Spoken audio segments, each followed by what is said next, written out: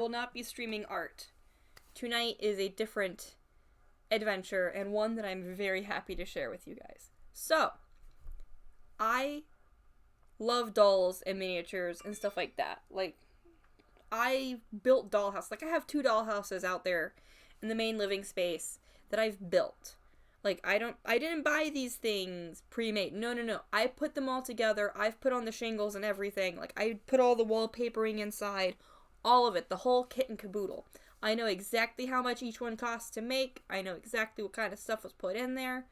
I know all of that jazz. All of it. Miniatures is not cheap. It is very fun, but it is not cheap. Okay? And I have a Victorian era cottage, which was expensive to put together. Like, I'm gonna say all said and done, I've probably, over the years, put probably about $600 worth of stuff into this dollhouse. And then the other one, which is the 60s, I've probably put about, I don't know, I'm gonna say about $300 worth of stuff into that one too. And by stuff, I mean like anywhere from like paints to wallpaper to the beaded curtain. I bought little beads and made a beaded curtain for the 60s dollhouse. All of it. Like, yeah. Oh. The reason why the Victorian one's more expensive than the 60s one, even though the 60s is much bigger, is because stuff that's the 50s and 60s is easier to come by. That's inexpensive in comparison to Victorian. Because Victorian is going to be expensive. Like, it just is. Anyway, I'm getting sidetracked. So, I love dolls. I love dollhouses. I love miniatures. And I have been given a lot. The previous owner passed away, and her husband decided to try and find someone who would appreciate the dolls that she collected over the years. Not just her dolls, but a bunch of other stuff, mostly sewing materials and sewing machines and things like that. I was also given those because I sew. As those of you who may have frequented this channel seen before, I do make clothes, and on occasions I'll wear a black velvet constellation dress. I made that. I make clothing and things like that. The reason why I'm currently so dressed down is because I know that a lot of this stuff is like actually dusty, and I'm going to be cleaning it off as we go. This is just me making sure everything has arrived undamaged. I may have messed with this stuff a little bit, but for the most part, I'm just double checking everything else that's like fully, properly packed away. I just gathered everything and stuck it right here and right here, so I could show you guys what I was given. Like, anyone who may be watching this, who also collects dolls, understands how expensive this kind of stuff actually is, and knows that of what I've just been given is like actually insane. My eyes are itchy because I've been dusting all day. Camera, what have you done? Did you just nope out? What on earth? USB device not recognized. Okay. Well, let's try this again. Come on. Please stay on. I don't know what you were doing or what you were thinking. Don't do it again. Don't do what the lamp does. You stay as you are. You behave. My technology is cursed. Or sentient, and they just like to mess with me. Either way. Anyway, I've been given quite a bit. I know how much this stuff is actually worth. And the fact that it was just given to me is kind of insane. The reason why he just gave it away is because he wanted to make sure it was given to a good home who would, and to someone who would actually love it and cherish it and appreciate it as much as his wife did, versus trying to sell it and having to haggle and then have the person buy it and then resell it for even more and all of that. So, yeah. All of the stuff that's been given to me ranges from newer stuff to probably over 100 years old. And the thing is that there might be more. I'm going back over to his house at a later date to go over go through more stuff with him, because me and his wife have a lot of the same interests. Like, a lot of the same interests, to the point where it's actually kind of uncanny how much we're into the same stuff. Like, it was just odd and weird, and yeah. So I'm gonna send out a brief text message real quick, just to make sure that people who might want to join can. So, because currently there is no one here. I'm just talking to nothingness. But yeah.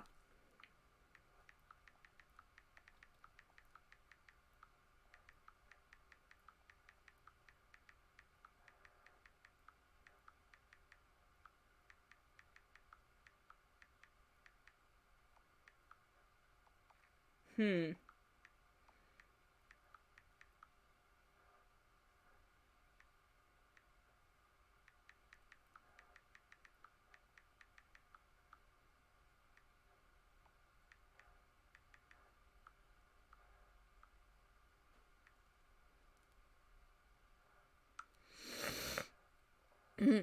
Sorry, I've been dusting all day, so there we go. Messages have been sent out. All of that. I can now begin to geek out over dolls, because I've been given a lot. An expensive amount. Like, an ungodly expensive amount. Anyway, so the first one's first, because I want to show everyone everything I got, so I had to get them all together. I kind of mess with them, so they're no longer in the outfits they were in. Is her. I might get you guys closer. You guys can't really see hardly anything. Here, I'm gonna see. Oh. What?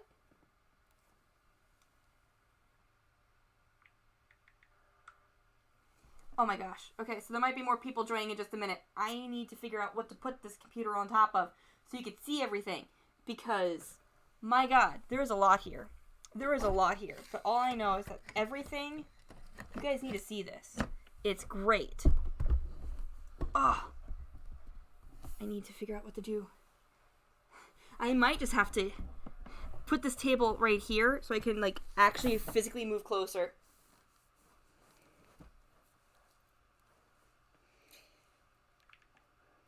Okay, like I said, I'm sending out more messages, so this is just, like, letting people get here because there's only one person, and there's a lot.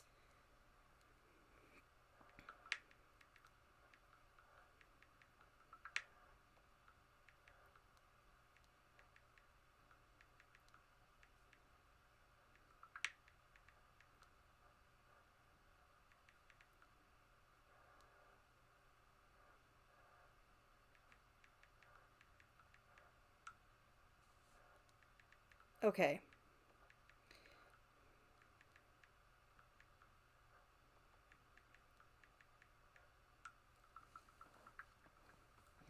There we go.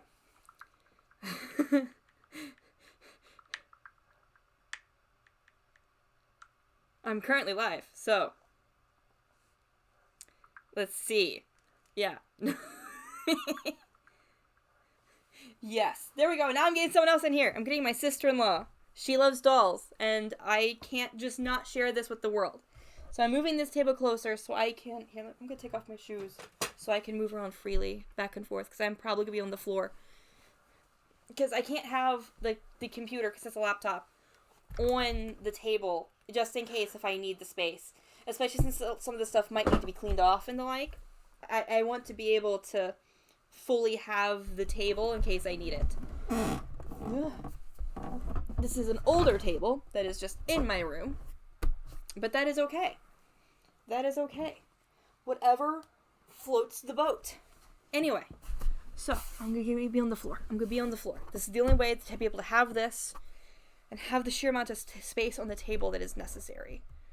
I think. Maybe. Can I move the table? I wonder. Do I dare? Antiques. Yes. Okay, so I was given... I'm gonna get back in my chair. I was given a bunch of antique dolls. I do mean, like, actual, like, expensive antique stuff in general. Like, I love dolls. I collect dolls. I do miniatures and stuff like that. And right here is a bunch of doll stuff.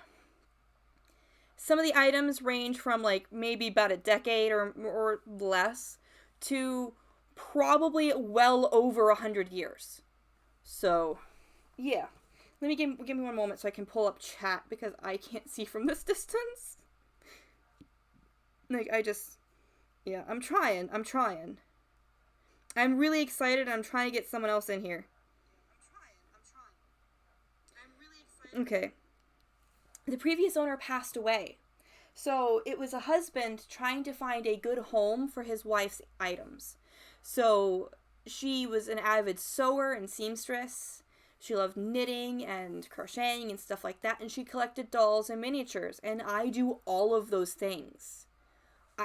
We do all of the same exact hobbies. Like to the point where when I was in her sewing room, looking at everything she had accumulated and how she had everything laid out, it was almost as if I was looking into a mirror. So it was really kind of a weird feeling going in there, seeing an older woman's workspace and seeing myself in it. So yeah. And the thing is that I know the value of what I've been given. It's a lot. Like he's like I thought about selling it, but then I'd have to deal with people trying to haggle, and then people like trying to like resell, and I wouldn't know that it would actually go to a home that would appreciate it. So yeah, I'm someone who would appreciate it. Some of these things I've already messed with, but the main bulk of it I haven't really seen that much. You know? Yeah, then they would break up the collection. Exactly. Me, I think there's a few things I still have to get and go back over there. It's just we got whatever we could at the time. So anyway, I'm going to get back down on my knees. And I'm going to begin getting this stuff out. I wanted maximum table space. I have a tiny table right here. Because we're in my room. Because whatever I leave out, I don't want the kids to break. So first things first is this set right here that I love so much. It has a white metal table with a little clear top on it. And then we have these dolls right here. This is a 1/4 scale doll. She's actually really pretty. Their hair comes off. I'm just not doing that right now. But yeah. She has her hands covering like a little lady. And they are on the matching chairs. Oh no, your hair fell off. And then here's the other one that goes with this. Stay on your chair. If I could get it, yeah. So these dolls, given the quality of their make, and because I obsess over such things, I'm gonna say that these are higher end fashion dolls. So my guess as to their actual worth is probably closer to a couple hundred, minimum like 300, especially this one. This one's joints and the texture of her skin is so absolutely smooth. The way she moves, just you can feel the quality in it. So I'm gonna say for her, no less than $600 was spent. And that's just the doll. That's not counting the dozens of wigs and outfits we have available for dolls in general here. But this is the first group of dolls. Is these two with their matching furniture set. Which is a metal table with a little glass top. It's plexiglass. And there are 2 white chairs. I'm going to grab your all's necks so you don't fall over. Just this. Honestly, their hair makes them look like sisters. And this one's hair keeps falling off. But I don't know. So a part of me wants to go the default route. Glamorous. Yes, a part of me wants to go the default route. And say that they're just a lesbian couple, because all my dollhouses because I can never find appropriate sized boys, so I just have nothing but women in my houses. So I'm like, you know what? Instead of making them all sisters, because they don't look the same, I'm gonna say they're lesbians, and call it good. I do want to go out of my way though and find a couple dudes for a cabin and have gay cowboys in a cabin. I do want that though. That's something I actively want to try and do. So now I have to get these off the top so we can get to the other 2 expensive dolls. These 2 are just really fun collector's things. So we have, honestly love that. Yes. So we have Indiana Jones, which he is going on our, why can't some of them be roommates? Well, they are, but you have to understand, in historical context, a lot of lesbian couples were just seen as just roommates. So, and they were just roommates. Exactly. So I'm like, yeah. It's for the 60s dollhouse and for the Victorian room dollhouse. Yes, they're roommates because historical accuracy. But for the modern one that's coming up when I eventually do the fall themed one, that's gonna be straight up lesbians. Really good friends. Anyway, we have Indiana Jones. He's gonna be going on our shelf, our eclectic shelf of odds and ends. So he's gonna be going next to the cow skull, daggers, sailboat, and spyglass is where I'm gonna be putting him. I figure that's the most appropriate place to put Indiana Jones. You know, exactly. History books will just say they're really good friends. And then this guy, I don't know where to put him, but I love him. He's from 2001: Space Odyssey. Is the little dude, and his little visor comes up and everything. So I don't know exactly where to put him off the top of my head, but I love him so much. Space is amazing, and that just makes me so happy. I want to display him out in the living room, but I know that if I do that, my boys will destroy him. So he's staying in the room for now. Now I can get to the other two dolls that are more expensive. These ones are not as high quality as the other two, but they're still really good. So I'm going to say the minimum of probably about $75 per doll. Poor Indiana Jones, he doesn't get to chill and sit down for tea. No, he does. He's going to be chilling on my shelf. But this is her. She's just chilling out here in this little chair. She's actually really nice looking. She's not as high quality or as posable, and her hair is attached to her head, which is why I believe she's on the lower end of expensive dolls. She is probably about $75 is my guess, because that's how much these things of this size typically are at a minimum. So at a minimum, she's like $75. Yes, she is. I dressed her like that earlier because her dress was basically just a tube, and it was purple and sequined, and it looked really weird. So I dressed her differently in the outfits that were provided. Because there's a lot right here. I'm getting off my knees. My knees hurt. And then I have to move you. So when I got Indiana Jones, he was not sitting down anywhere nicely and comfortably. He was on this. He was riding a scooter. She had him riding a scooter.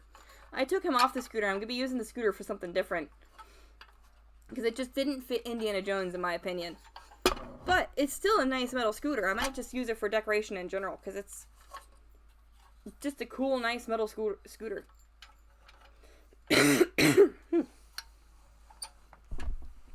Put that right there.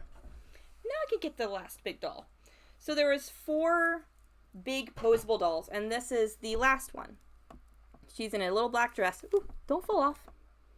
She has curly hair. She's in a black and gold dress and has black heels. And I have her inside of a peacock chair that she came with.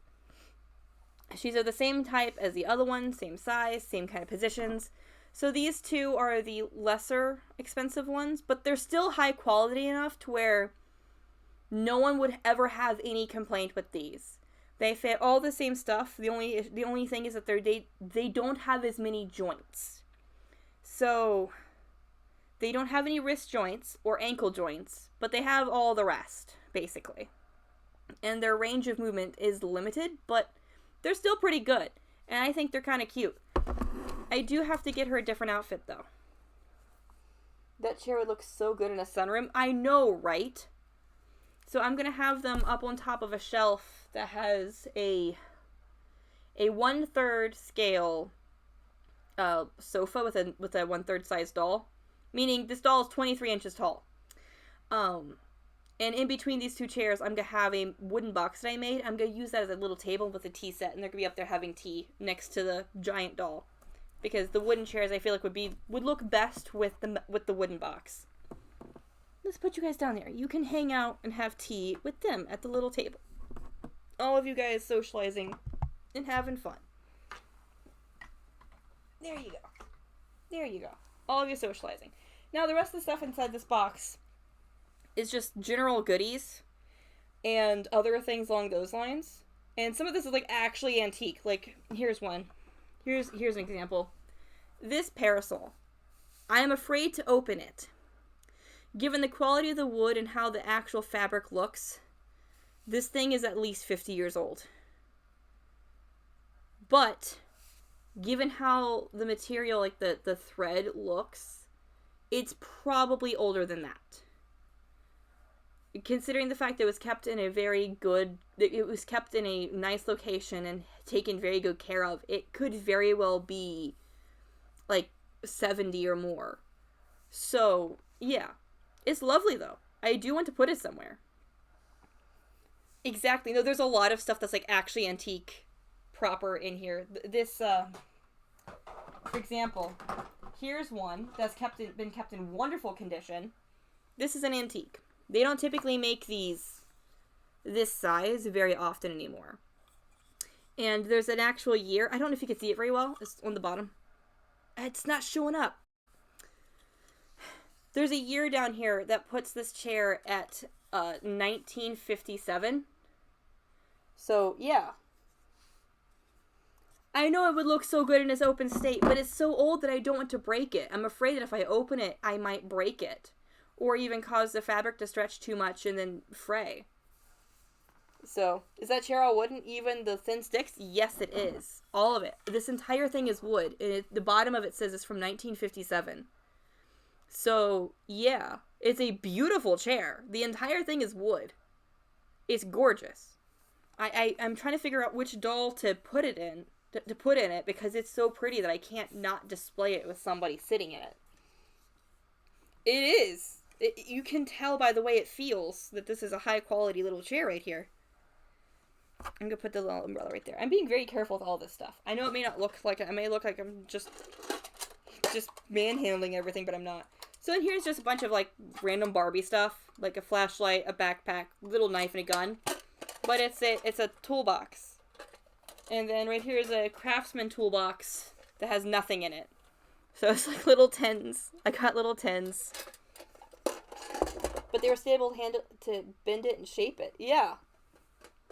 It is. Like, it's nice. It's a nice little thing.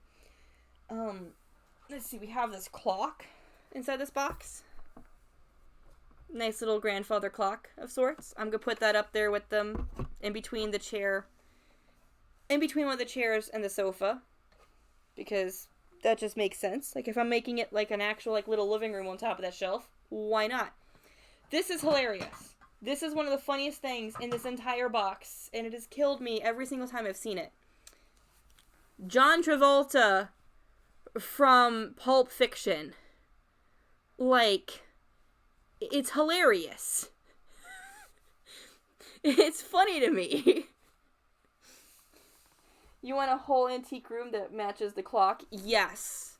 I would love to do that. Something I've often talked about doing.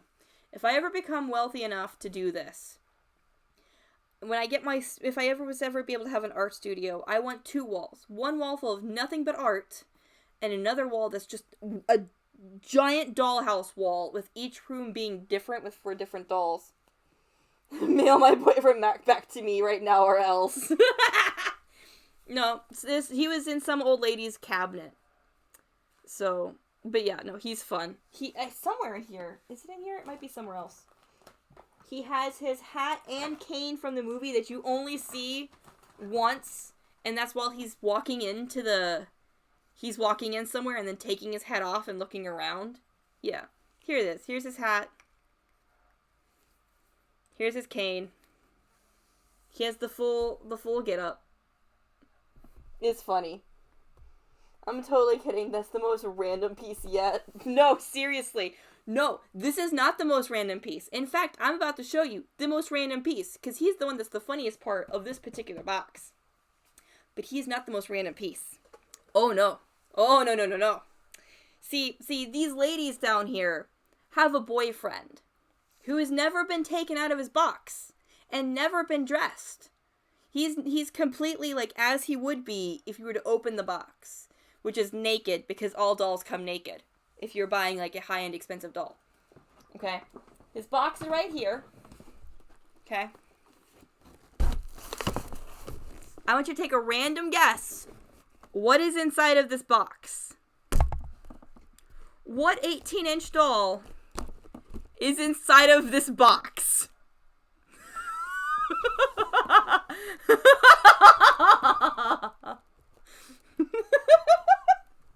can't. Oh my god. You're ready for this? He's undressed. but he's not anatomically correct, so it's all fine. We have Aragorn and his whack hair because he's never been taken out of the box.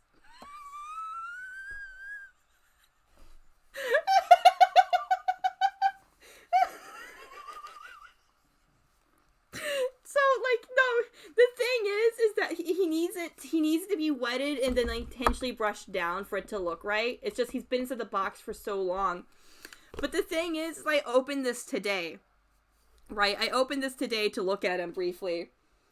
And my son, Gideon, was like, that looked like Daddy! Because my husband has such long hair. And I just couldn't.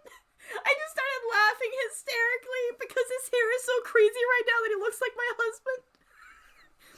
But no, he has a stand in all of his clothes, like all of it. Complete with like I was looking at this earlier. So it's like complete with the sword and scabbard. Like all of it, man. But like, why? Why? My only explanation I could think of was that she got this during the hype of, like, Lord of the Rings coming out. And it's just been sitting in her closet for all eternity. That's the only thing I could think of here.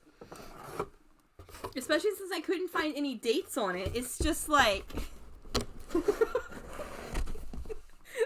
thing I could think of! But I have Aragorn! I have to get him dressed. I have to fix his hair and display him somewhere. Because this is hilarious. I'm not going to just leave him in a box for all eternity, which is where he's been currently. Just hidden away in a box. So he's like the most pristine out of everything here. Because he's never been like actually put together. I'm going to put that right there for now.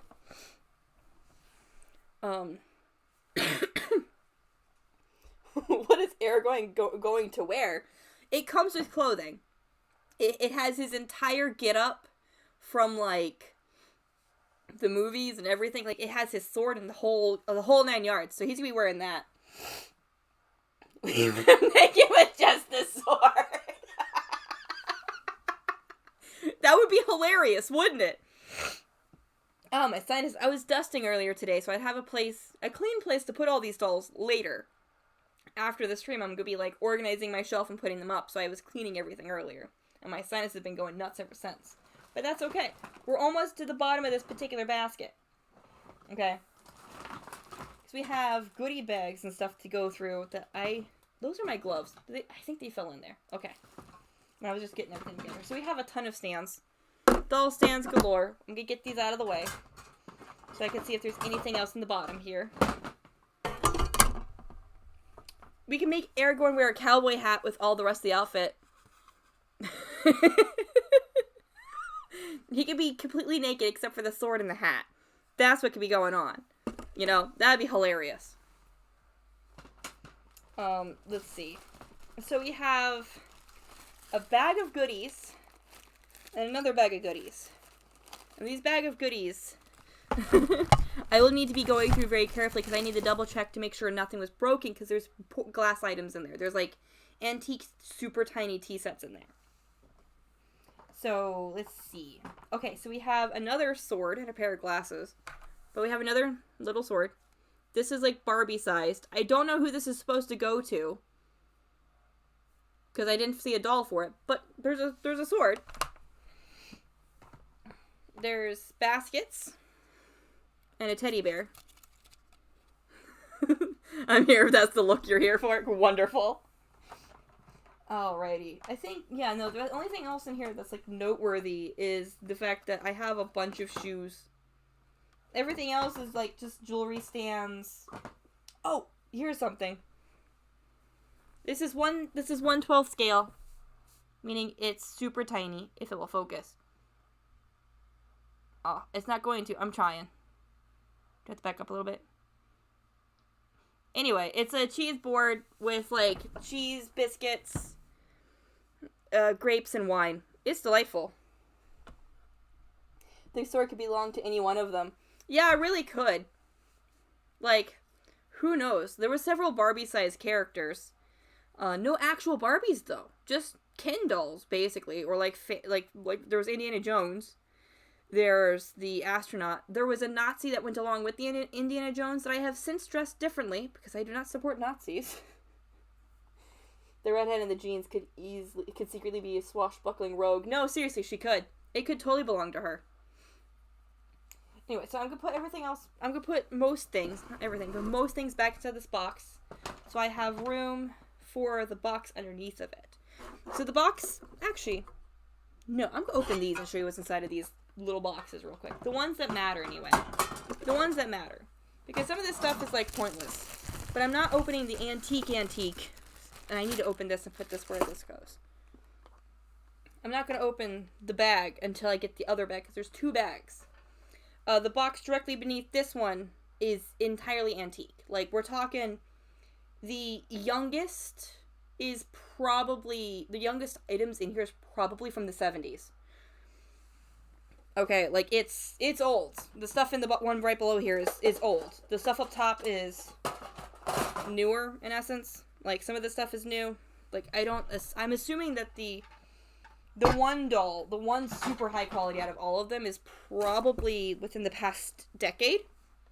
Because that's when that really started kicking off with that level of quality. So, yes. Actually, I'm going to leave you out because I don't want to accidentally get you guys broken. You guys are antique after all. Alright, and I'm going to put these dolls just gingerly back in there because these ones are nowhere near as fragile as the glass ones underneath. You guys are all plastic. Plastic and metal. Oh no, your hair fell off. Come here, you. I know you guys are having tea party, but I kind of need you out of the way so I can put the box there. And the ones underneath here are all still kind of dusty, which is why I'm dressed in just a hoodie and leggings, because I'm going to get trashed in just a minute dusting off all these things. But I need to move you out of the way so I can do just that. Oh my gosh. You stayed on. Wonderful. Thank you. Anyway. On to the antiques. On to the old stuff. Alrighty. So, first things first, the stuff from the 50s. Because it's right here at the top. So, these are babies, like little babies, like actual toy babies, from the 50s. So I'm going to get closer so you guys can see better. Here we go. The eyes actually open and close when you rock it back and forth. And this is from the 50s. You can tell by how the eyes move, as well as, because see, open, and then it closes when you go back. You can tell by how the head is, along with the fact that it's made from plastic with this particular hair. So it's from the 50s. Like, you can tell by how it's made that it's from the 50s. As is this one. This is when they started really ramping up the use of plastic inside of toys versus metal or glass. It made the toys more durable. So, all of these are from the 50s. There's only one of the babies in general that's not from the 50s. And she, I'm guessing is a she, is actually from the 90s. And, she's from, like, late 90s. And this is her. It's a more realistic looking baby for the bigger dolls. For the 1/4 size. And this one actually has actual hair underneath the hat. Like, she's a redhead underneath this hat.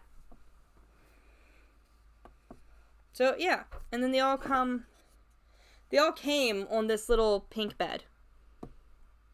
Which, with how it looks, it's old. You can tell even by just how the wood feels and how it looks in general that this thing is old. It's probably from the 50s as well.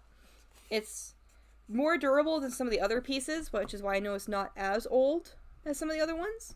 But it's definitely old.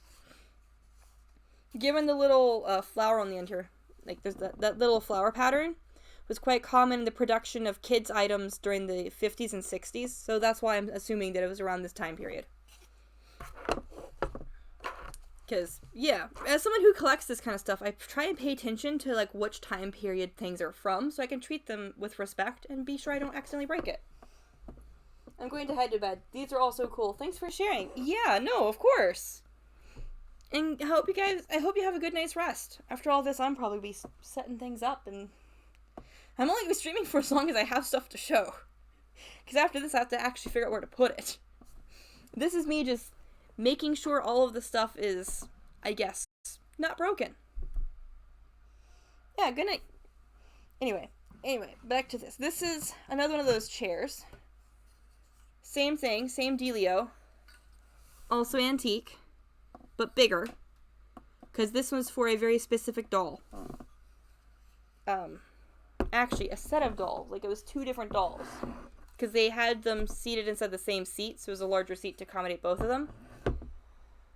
Both of these dolls are old as heck. Like, I'm talking probably well over 100 years old.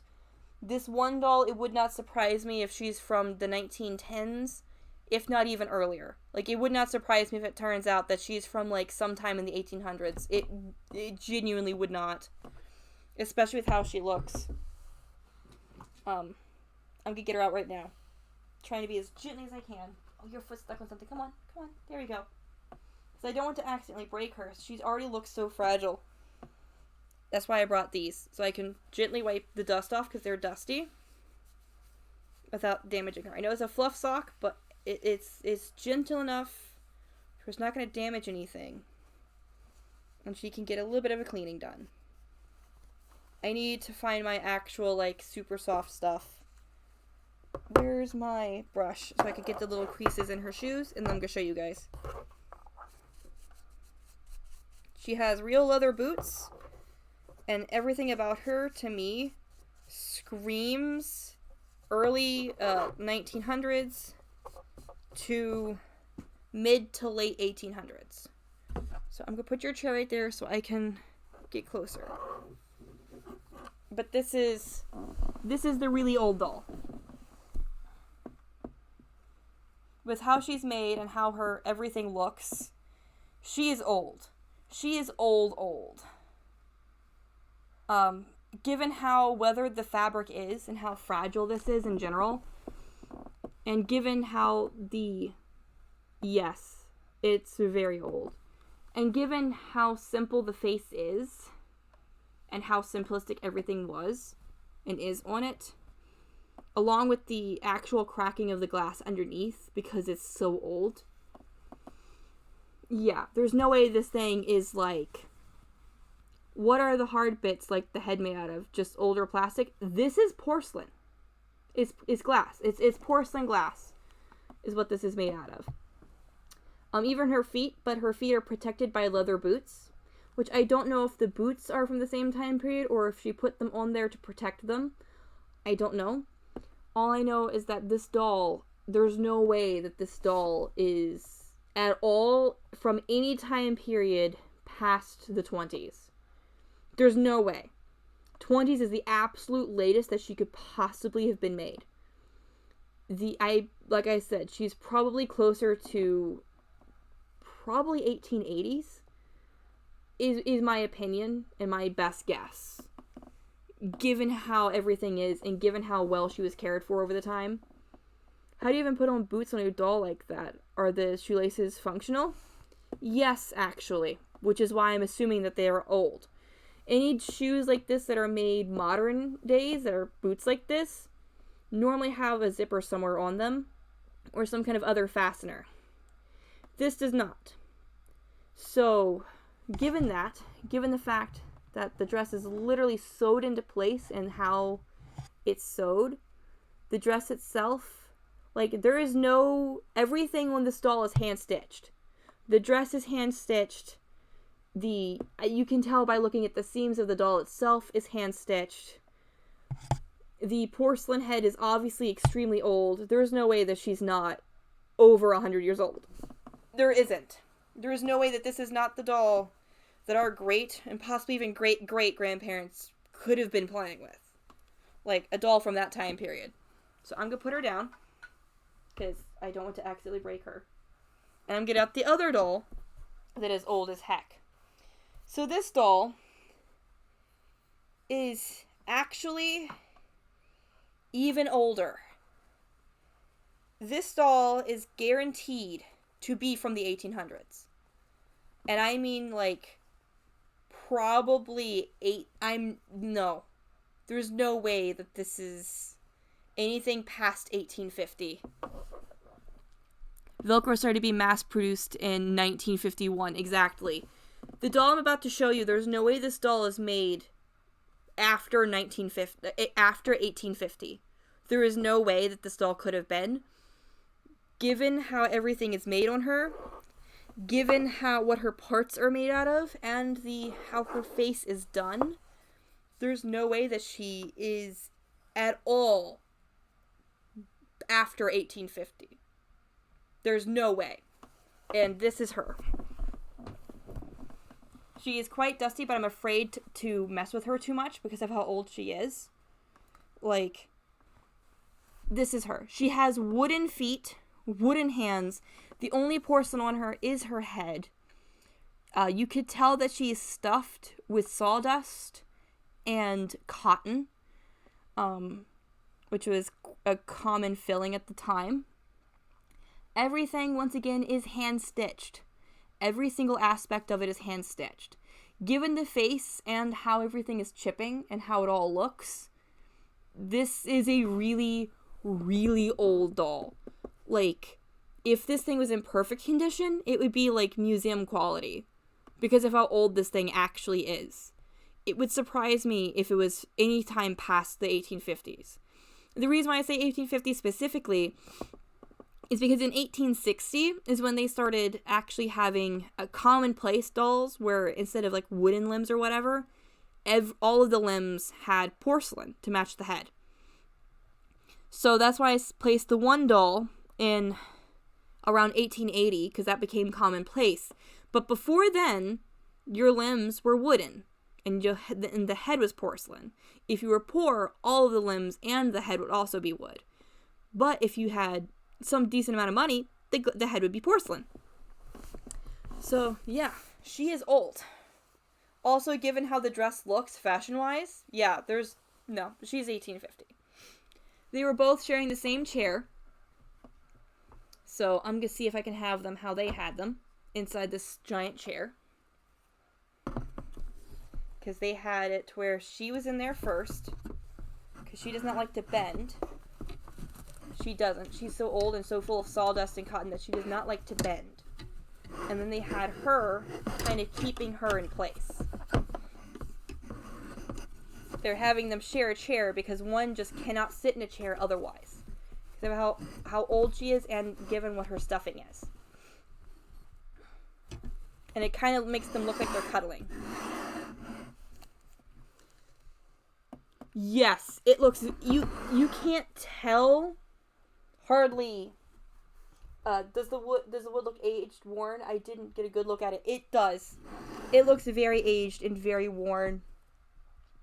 Thankfully, whoever made it did put some kind of did actually take a good care of trying to season it and get it oiled and stuff to help preserve it for longer. But it looks very old. Very old. What a pair. Both of them are so old. No, seriously, it's just a couple of old ladies enjoying their time together. You know? But this is how they had them because the one doll can't sit. So they have the one doll keeping the other doll in her place. They are very old. Yes. Then we have this one right here, which is a Christmas doll, which I might put away for holiday decorations.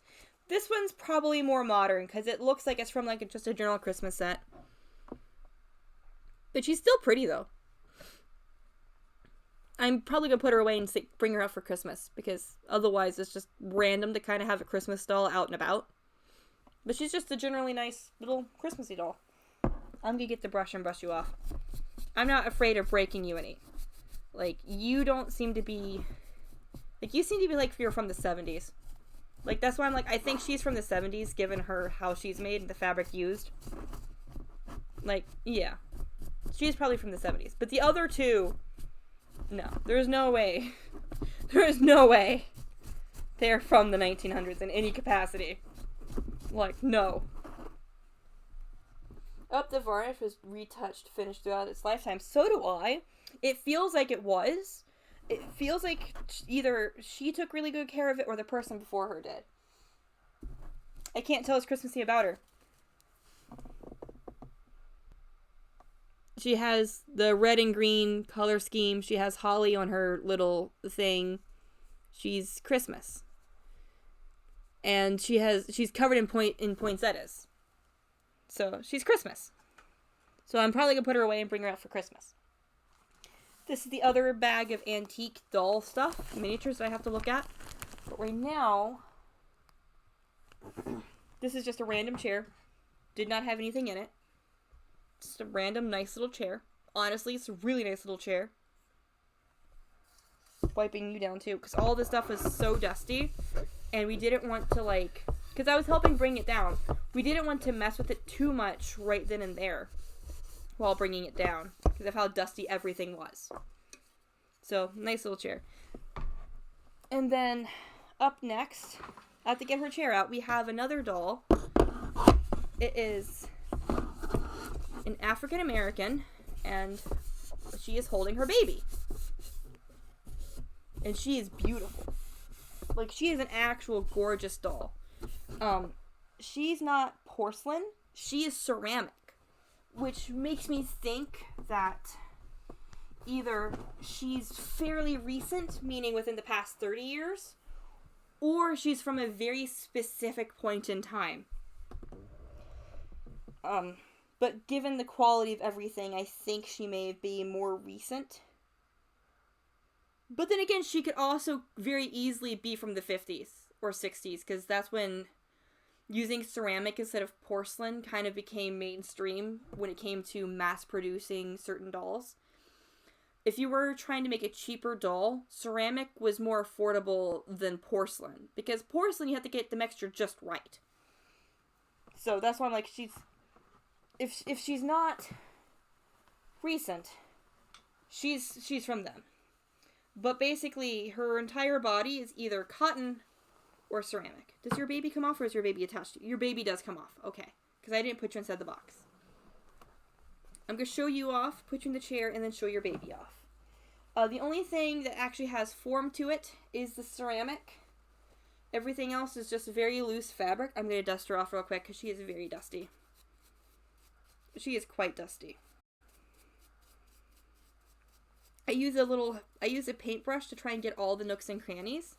And I use a fuzzy, fluffy sock type thing for the older things I don't want to damage anyway.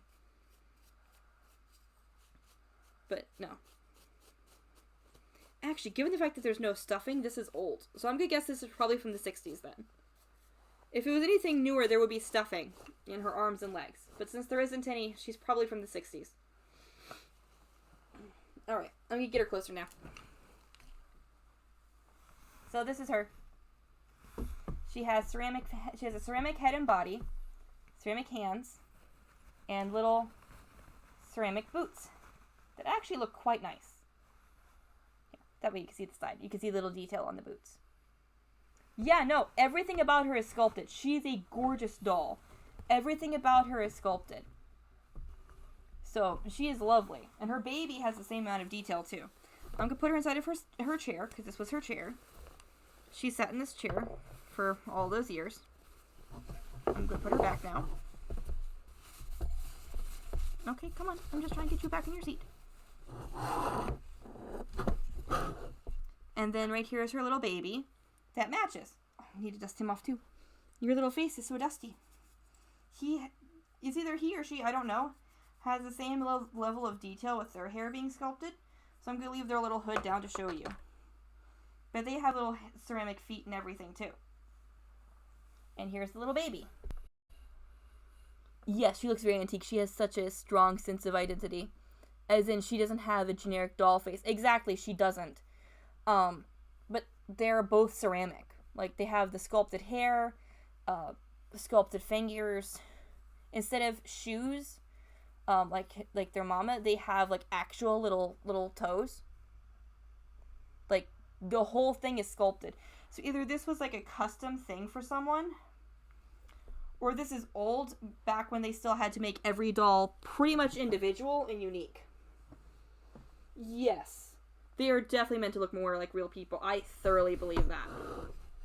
And so the baby is just sitting, chilling out on their mama's lap. And I'll show you how they were up there on top of the shelf, because they were on top of a shelf.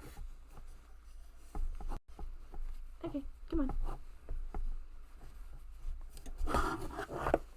on. They were more like this, together on top of a shelf. I have to say, she's lovely. This baby on top of her lap is lovely. This entire thing is such a lovely little set. And it's just so nice.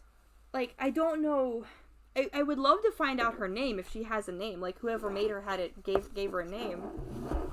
But so far, I've not been able to find any identifying features or marks on her.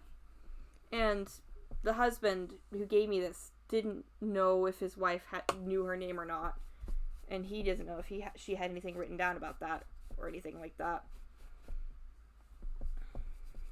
But, yeah, no. She's beautiful. Like, this is a genuinely good, like, beautiful ceramic doll. I'm putting you down here. The other things inside this box, other than these bags, are once again more antiques. So we have, this is dusty as all heck, and I'm probably going to dust this off, but I'm going to show you guys first. Oh, you fell off, of course, because you guys aren't actually attached. You're just standing there.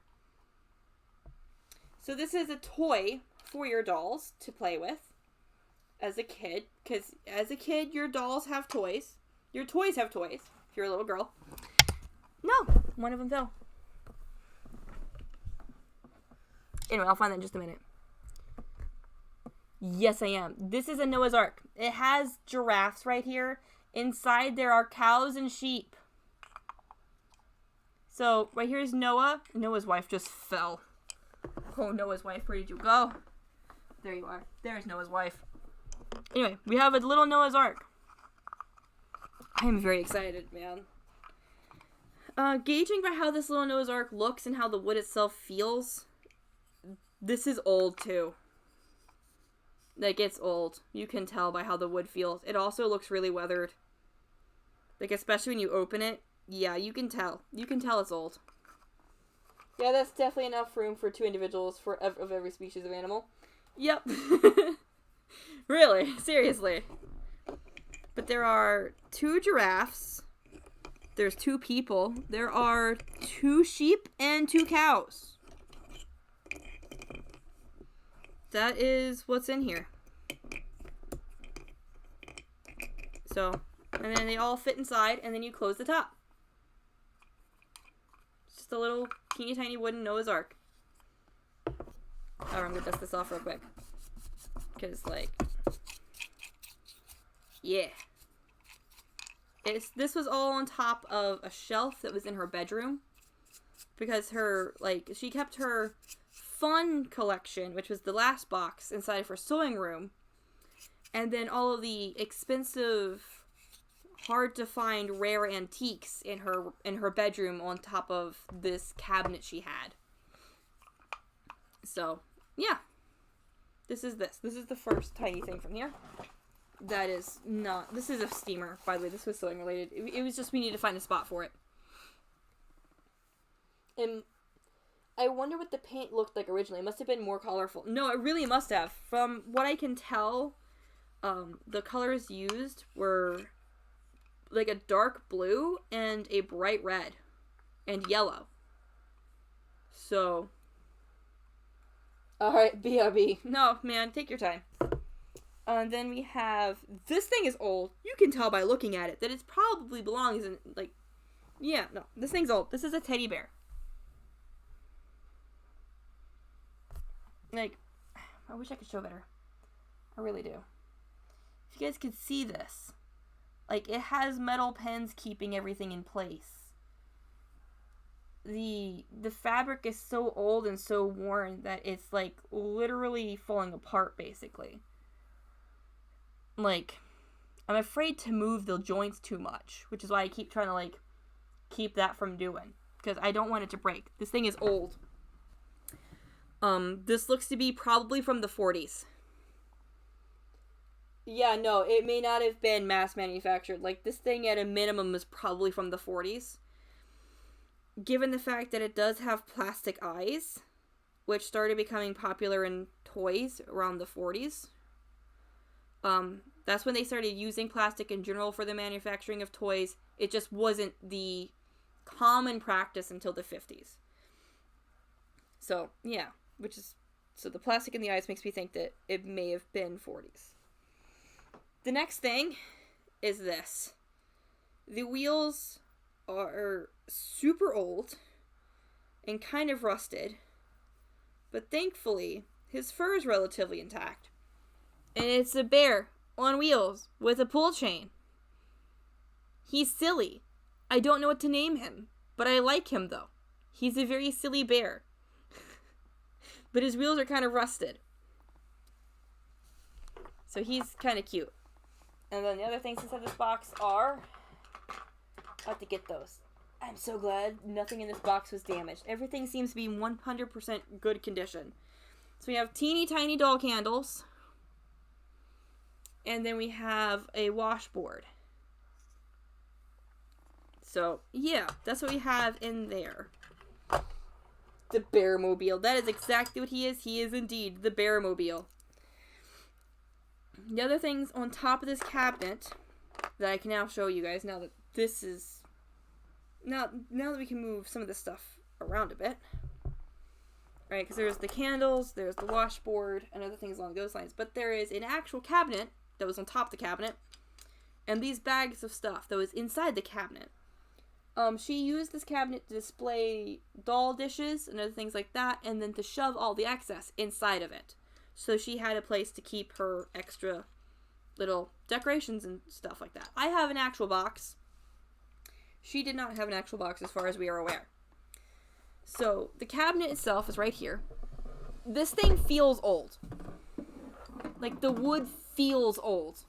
I don't know where to place it, because it may just be poor quality wood that's been aged. But, given the look, and given the feel of the wood, it's old. Like, probably as old, if not older than my parents. So, it's nice though. It's a good piece of furniture. It fits the larger dolls. And it would definitely fit next to the antique dolls given. Because this is an antique piece and they were alongside this. So, it's nice. But it's going out of the way. I'm putting it right there for now. And now that that's out of the way, we can now open the bags of tiny antiques. Because that's what this is. Well, it's clearly shrunk in the back, but it doesn't look wet or warped, so it's old. No, it is old. It is very old. Like, it is very warped and worn, and you can tell that in an attempt to make the wood look good, it's been painted several times. In an attempt to try and keep it nice. The actual hinges on the inside are not actual hinges. They are like wooden dowels. Like, there is no actual normal hinge. It's wooden dowels keeping it all in place. So, yeah, it's old. It's old as heck. I'm putting the nose art right there. And the Bearmobile. And you guys. I'm putting you over there. Alrighty. Alright. Now on to this stuff that I need to make sure isn't broken. Because I know for a fact there's a lot of glass in these. But before we do that, I'm going to open this and put this stuff where it belongs. Because this is a bunch of boy Barbie stuff that just needs to go away. Of course, hinges would have been hard to make. No, it would have been. Depending upon the age of the piece, yes. Because hinges would not have been commonplace. But I'm opening this and then putting Okay, so we have Ken doll belts. And we have... No, this is Barbie. This isn't Ken. But why is there Ken shoes in here? I am so confused. Oh, well, it doesn't matter. It doesn't matter. We will put you where you belong. So we have a box full of Barbie stuff. That's hairs. This is shoes. So I'm going to put the shoes away. I don't think I can fit any more shoes in that one. That's a lot of shoes in there. I'm going to put the shoes in here on the top one. I think that should fit. It should fit the shoes on the top. She, like I said, she was an avid collector of dolls, so there's a lot of stuff here. Just a lot. Like, a lot. And I appreciate her collection. Like, she collected so much, man. And then the Barbie stuff was right at the top, so I could just chuck that in and then close it back. Alrighty. And then put you back over there. Now that that's out of the way, I'm going to move the washboard and the candles over there.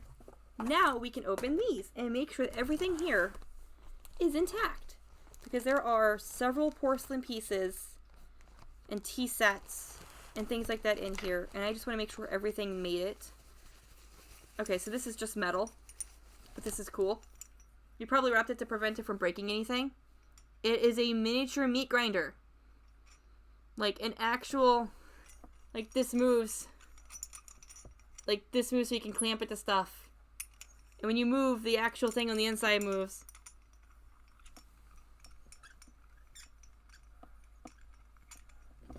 So, yeah, this is genuinely cool. Since you're not breakable, I'm just going to put you into the box as is. You're not breakable in the normal sense. What are you? Oh, you're just the... So some of this stuff he made me take just purely because he didn't want to deal with it anymore. So, little shot glass for something rather. It's like my miniature coffee grinder that actually works. Badly, but still. We have an actual meat grinder in our house. We don't use it, but we do have one that looks just like that. So we have a little mug for something. There's stuff inside this little box, but this is a little gift. Little present that does actually open. We had stuff stored in here. Let's see what's all in here. So we have some teeny tiny apples. Barbie sized apples.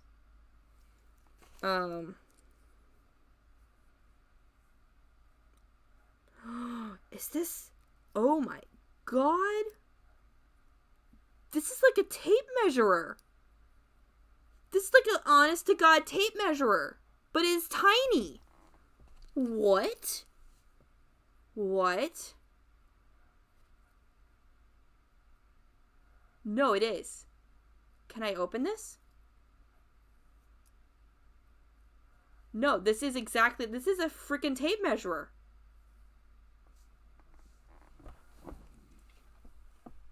Like, this is a freaking tape measurer. With actual inches and everything. What? Holy cow!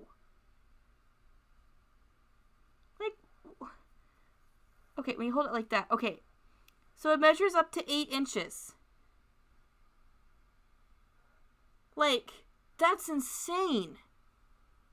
Yeah, they look to be, actually. They look to be to scale.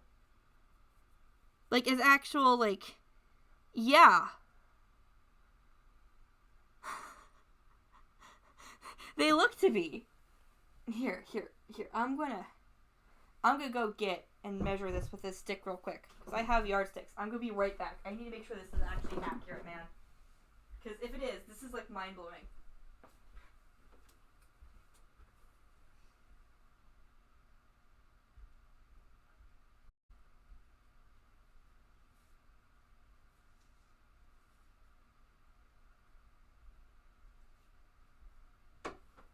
Okay, I got my yardstick. I'm coming back.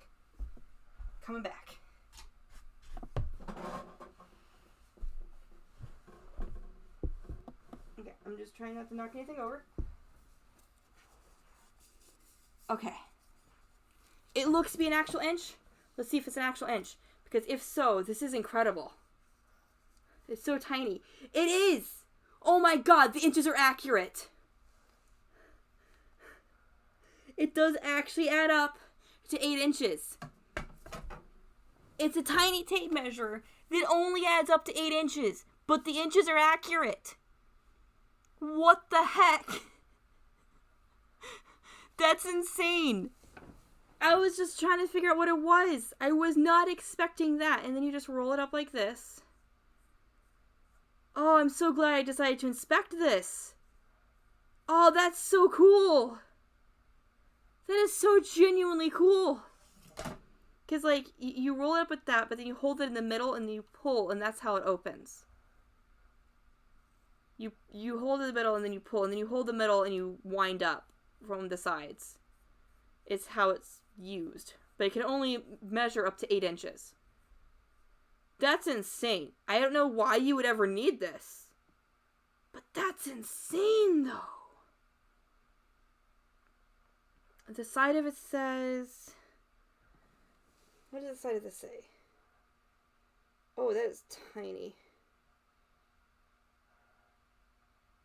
England. Compact. Yeah, it's made in England. Does this say have any better markings? I wonder. I'm just trying to see. Like, yes, 8 actual inches. Like, I measured it with the yardstick. It adds up exactly to be 8 inches. And they are actually accurate on the measuring tool as well. But yes, it's made in England. I'm trying to read what this says. Like, what does this say? What does this say? Can I read this any? Pendants. Is that all it says? Yeah, it just says pendants. Pendants pendings? Does it say pendings?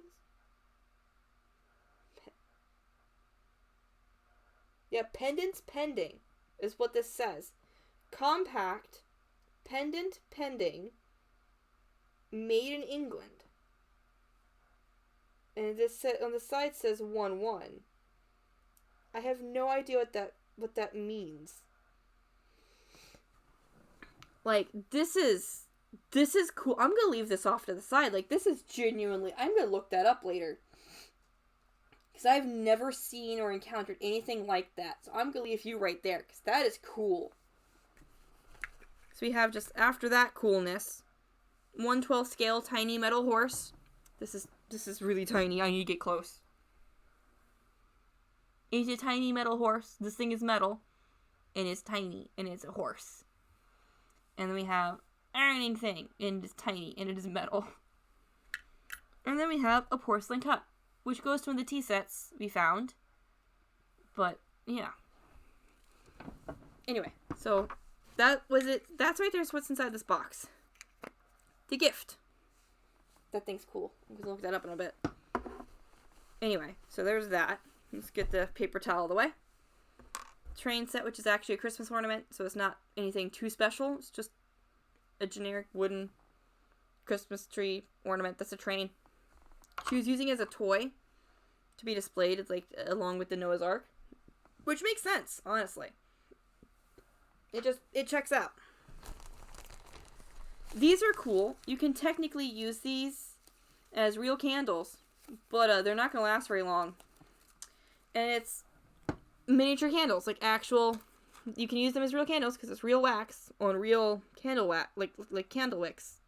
But they're 1.5 inches tall. Meaning that they kind of are for a 1/12 scale dollhouse.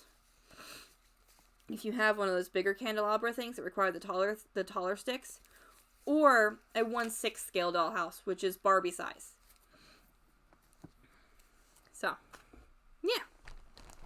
Let's see what else is in here, because there's a lot in here. Oh, is this a teapot?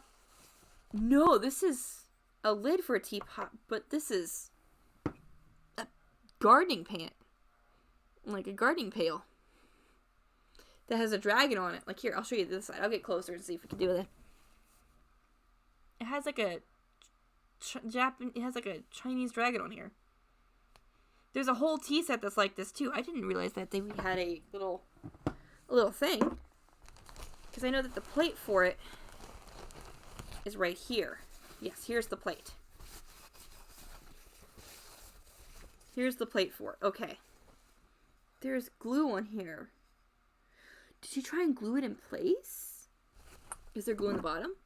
Yes, there is. So she tried to keep things in place. But I guess she eventually just changed her mind and took it off? That's my guess. Anyway, time to figure out where all the pieces are and put this together. Oh, it's the chicken. It's the chicken. Okay, I'm gonna dust you off.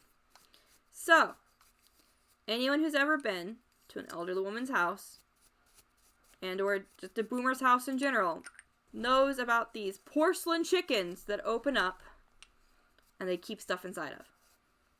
My great-grandmother had tons of these. My grandmother had tons of these. My mother-in-law has tons of these too. Actually, no, she has one that I know of. They might have more. I don't know. Anyway, I now have one for dolls. And it makes me happy. I can now keep stuff inside the chicken too. But doll-sized stuff. I just find that very funny. Okay, what's in here? Oh, so this is... Okay, so there's that. This is teacup. This is teacup. Okay, we're finding bits and pieces of the tea set. Okay, what's this? What's this? That's a different plate. It's a pretty plate, but it's not part of the set. Here's the plates for the set. Okay, let's dust you off. And I can't. There's glue. I'm going to have to fix that. I wonder why she tried to glue it. I'm pretty sure it's just to try and keep it all together and keep it from moving around. But still, like, maybe she didn't. Maybe it was the previous owners. I don't know. Either way, someone tried to glue them, and it didn't work out very well. Which, I'm pretty sure it would never work out very well, regardless of who you are. Because you're trying to glue a tea set to where it doesn't move. Like, that just sounds very silly. Like, that just sounds genuinely kind of silly. Alright, now I just need to figure out what the teapot is. Is this the teapot? This seems like a teapot. This is a teapot, and this is the lid. Okay.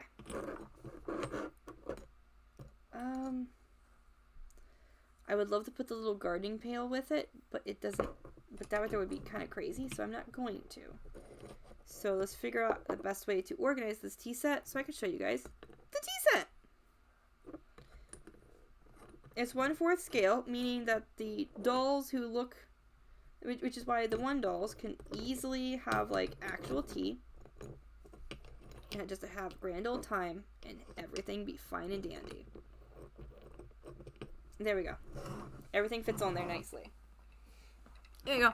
Here's the tea set. It is covered in Chinese dragons and other things like that. It is 1/4 scale, so it's too big for Barbies. I made a clip of you fawning over the tape measure. Oh, thank you. But yeah, no, like, it's just a cool tea set. Oh my god, though, that tape measure. I'm gonna be looking that up. Because that tape measure is so cool.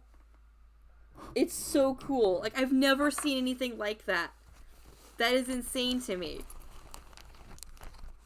The tea set is blurry, but it looks delightful. I will probably be posting pictures of this at some point. Like, all this stuff, there's no way I'm gonna be able to get this camera to capture it. I'm still showing it off to the best of my abilities, though. But there's no way I could possibly get it to capture it. Thank you for making a clip of that, because I'm going to have my husband see that. Oh, are these all... These are 10. Oh, this is old. Oh, this is old.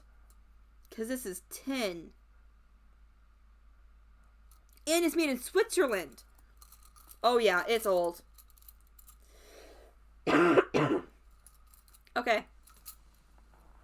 So So we have old stuff here. So it's a little piece of pottery. It's a little clay jar. And then 10 silverware. So we have a fork, spoons, and butter knives. But they're 10. If this was anything modern, it would be aluminum or plastic.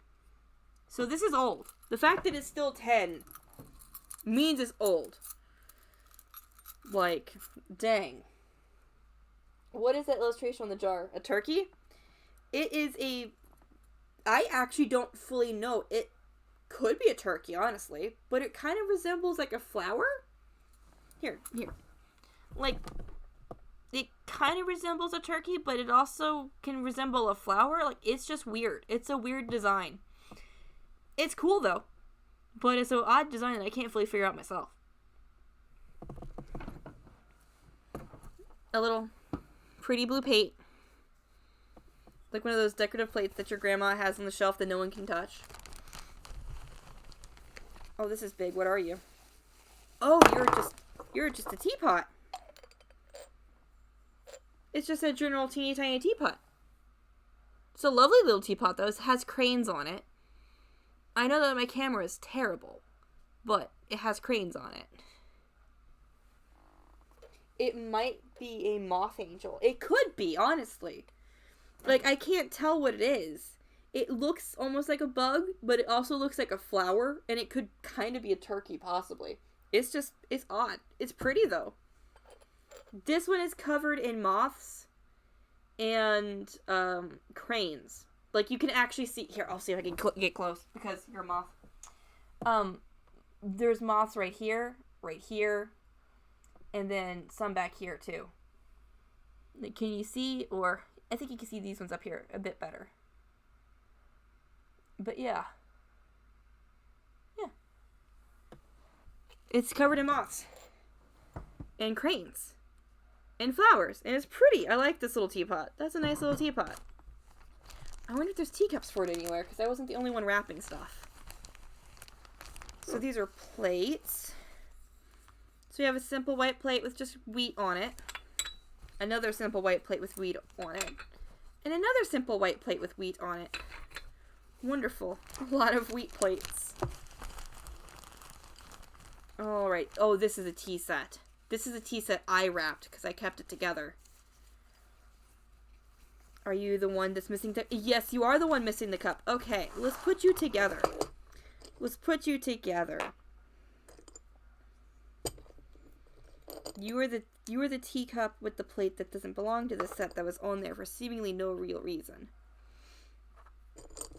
Okie dokie. Okie dokie.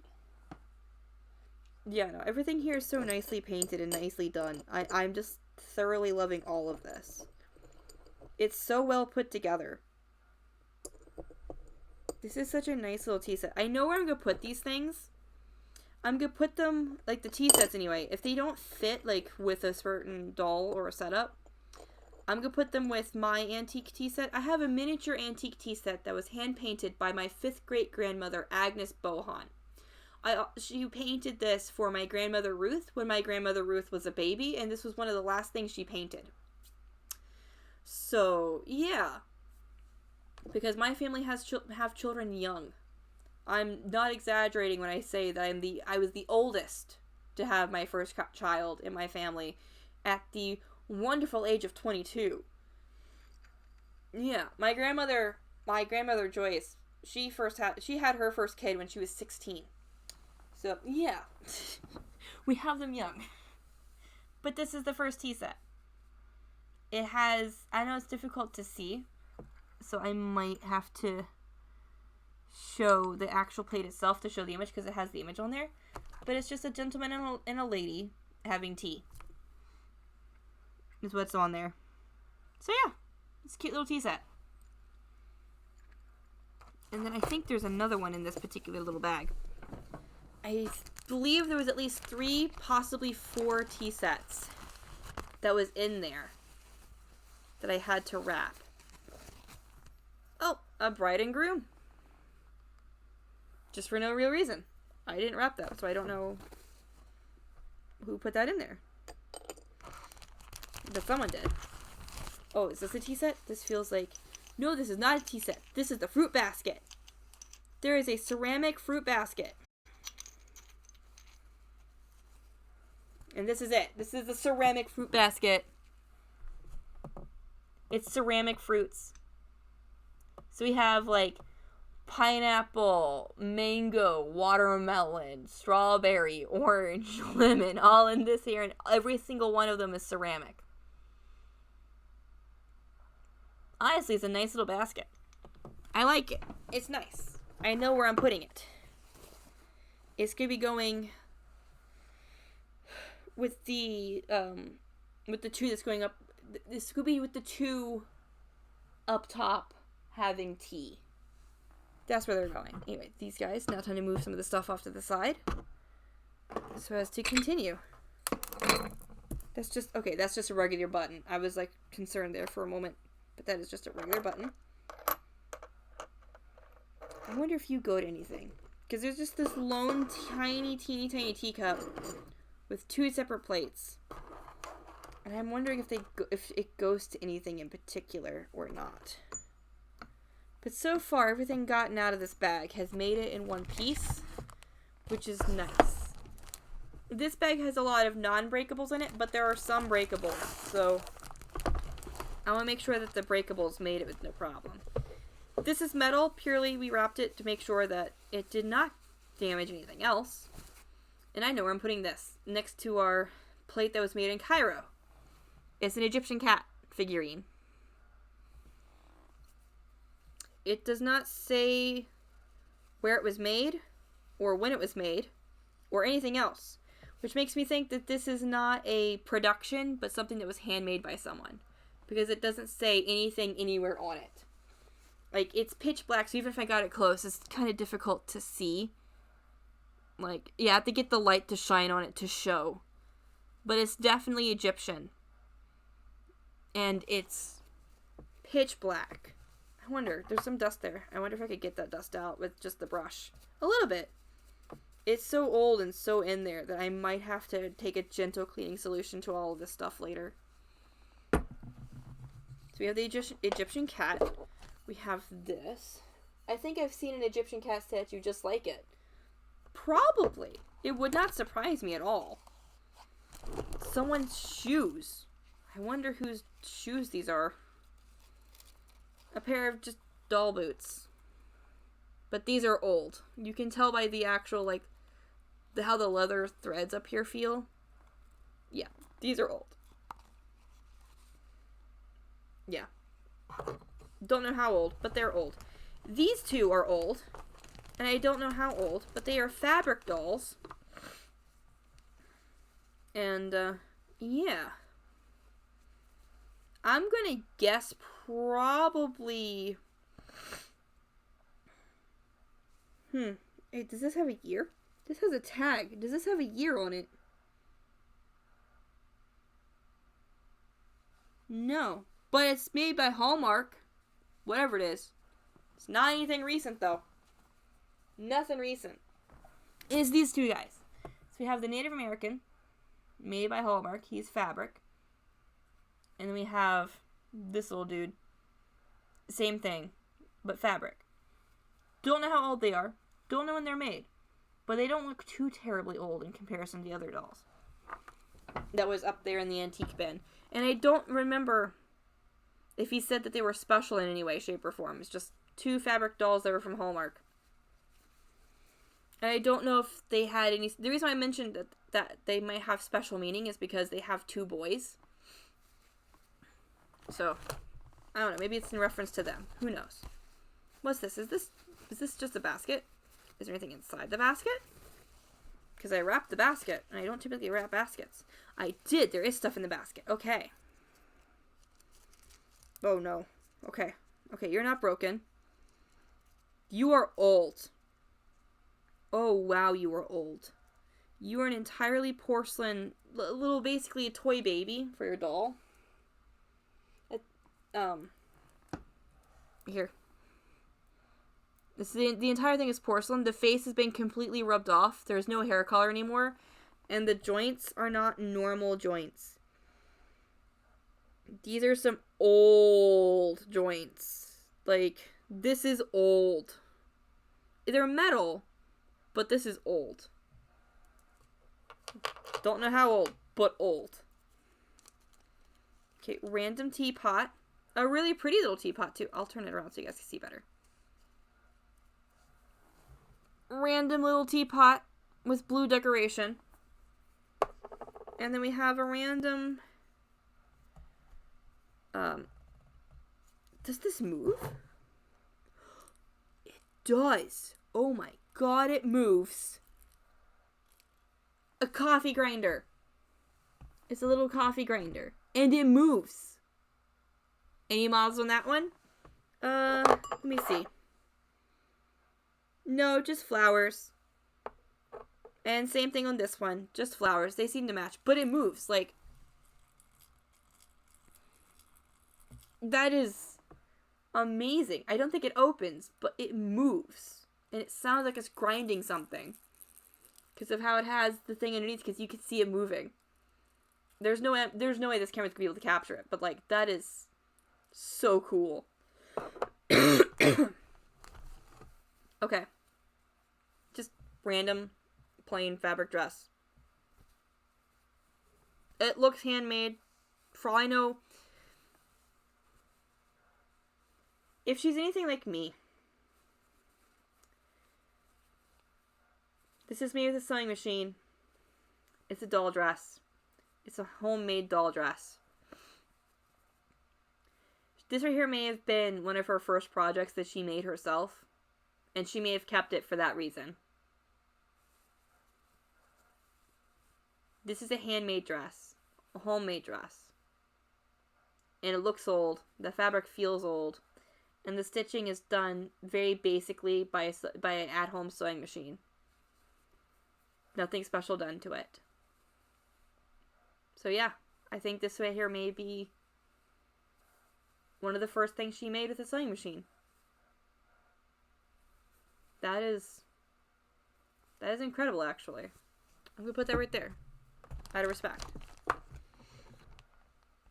Oh, I'm gonna put this in my dollhouse. It's a 1/12 scale cat. They now can have a pet cat in my dollhouse. I need to figure out which one though. Basket. Nice. And then more baskets. There's a lot of baskets that are like nice sized. And then a basket with a knitting. See? Complete with a knitting needle. Oh, here it is. So these are salt and pepper shakers, but honestly, they can be used for virtually anything. But they are pewter salt and pepper shakers. But they don't look like salt and pepper shakers. They look like, I don't know, sugar holders or something. Something that's not for salt and pepper. They don't look like they're for salt and pepper at all. In fact, I don't even know if you can open these anymore. No, you can't. Okay. You can still open them. But they don't look safe to use. Like, this stuff is old. It's nice looking, though. Yeah, it's still nice pewter, though. Cat statues were commonly placed in Egyptian homes to receive the blessing and protection of the goddess Bastet. That sounds nice. That sounds dope. Oh my god. Not only do we have cat, we have duck. We have a duck, too. We also have a duck to go quack at everything. If we had a goose, it would destroy everything else. We have a cat. We have a duck. Anything else in here? We have another cat. A bigger cat. These larger dolls can now have a pet cat displayed with them. They can also crack people over the head with a rolling pin. So whichever dollhouse you end up putting the cat statue in will be protected by Bastet. Delightful. I'm thinking about putting it in the Victorian one. I have the Victorian house, and it's pretty much done. I don't really need anything else to it. It's just I feel like this might be a nice addition. You know? But no, there's a rolling pin to thwack people with. Because they're not baking anything. They're dolls. They don't need to eat. Oh, there's more than just that in there. Is this another tea set? Is this another tea set? Yes, it is. Okay, so you're what this goes to. Okay, okay. I now need to figure out where your plate is then. Because I'm assuming you have, like, an actual little serving tray. As most of these things do. Oh, yes, the Victorian elites love artifacts from exotic places. Exactly. That's just where it should go, you know? They plunder everything else, why not? Why not give my Victorian lesbians something nice like that? Are these... These are magnetic. That is actually really funny. These are magnetic. But it's 1/12 scale. Teeny tiny, black and white little dogs. Like little teeny dogs. They're cute. But they're magnetic, so they stick to each other. Alrighty. This is cool. If Warlock is watching, then he will want to see this. And I'm going to show him in person, too, when he gets home. But we have salt and pepper dogs. No, seriously. This is, like, the coolest thing in this entire bag. It's from the 80s. And it's the coolest thing ever. It is a 1/12 scale Transformer. It's a Transformer toy. It can't actually transform into a vehicle, but it's 1/12 scale and it's a Transformer toy. This is Megatron. If you actually look at the face and the build, this is Megatron. So, I have a 1/12 scale Megatron to put into the modern dollhouse whenever I start building that one. I'm building dollhouses based upon seasons and then having them be a corresponding point in time. So spring is Victorian, summer is 60s, fall is going to be modern, but winter is going to be like pioneering days. Like we're talking like 100% just two gay cowboys living up off the land. There's going to be like little to no actual technology in there, man. But I'm going to put that into the modern house. Another cat statue. But this one's like just a very generic. It could be another Transformer that just used the Megatron base. It could be another Transformer that just uses the Megatron base. That is true. Because it is red and silver. But like the way the face looks and the body and everything else, like, yeah, this is Megatron.